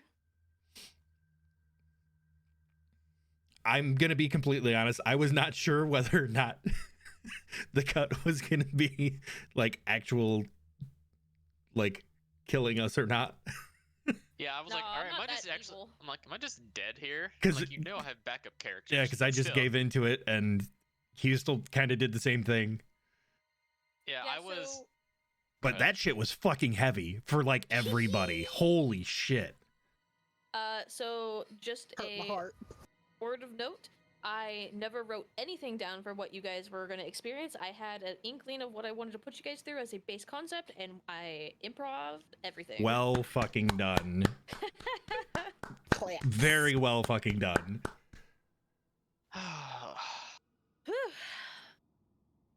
Yeah, there was a lot of different ways that things could have gone depending on how everybody reacted. The original idea for you, Saucy, was you were supposed to attack your brother and fend for yourself, not just dodge Party his did shit. completely the fucking opposite. You didn't do like anything. You're just like, I'm just gonna dodge, keep dodging. I was like, all right, no. I was like, no, all right. After a couple, I was like, I gotta smack the shit out of this kid. You had his dagger. When he launched the dagger at Yeah, you pulled it out took of your back and took it. You Yeah. had the dagger the whole time and you didn't do anything with it. I mean, to be fair, I had like 1, maybe 2 chances to strike with it. You could have just flat out said that you were just gonna go ape shit on him and defend yourself. Fair. But it worked out either way, so it's fine. Pari is pissed at that place. Emotionally scarred a little bit. Yeah, so Seagrams was harder to get going. But it thankfully panned out towards the end. I think this is twice now that Amaya has saved the entire group. Yeah, I was sitting here thinking The Witchwood, shit. when we were all fucking vined, was the first time. Oh yeah, that's right. Technically, it wasn't me. The Witchwood figuring out it was a dream and waking everybody up, yeah. I was sitting here thinking, well shit, everybody kind of succumbed to their thing and didn't, other than like Ferris at first trying to more or less kind of break free from the mental grasp at least, but you succumbed technically. I was like, okay, well somebody has to kind of come to. Like, I was trying to think of who the fuck that's gonna be, and I'm like, well, this is an unholy place. Amaya has Simeon. Simeon could technically come in and wake her up. So what you're saying is little we got cheap, really but- fucking lucky. Yeah. Yeah. So, well, glad to hear that we made it alive. I need to head out. Yeah, that's fine. Oh, holy shit. Good session. Thank you, Aurelia. Bye. Holy You're shit. welcome. Bye, Saucy. Bye, Sassy. So we will be playing next week without Kovac unless that changes and somebody dips. But I am good to go next weekend. So make sure you follow all of our socials, which are posted in chat. VODs usually go up on Tuesday. So yeah, so if you missed it, that's where the VOD will be. Social media, yada yada yada. When Oh, shtick. we're going to have fun naming this episode.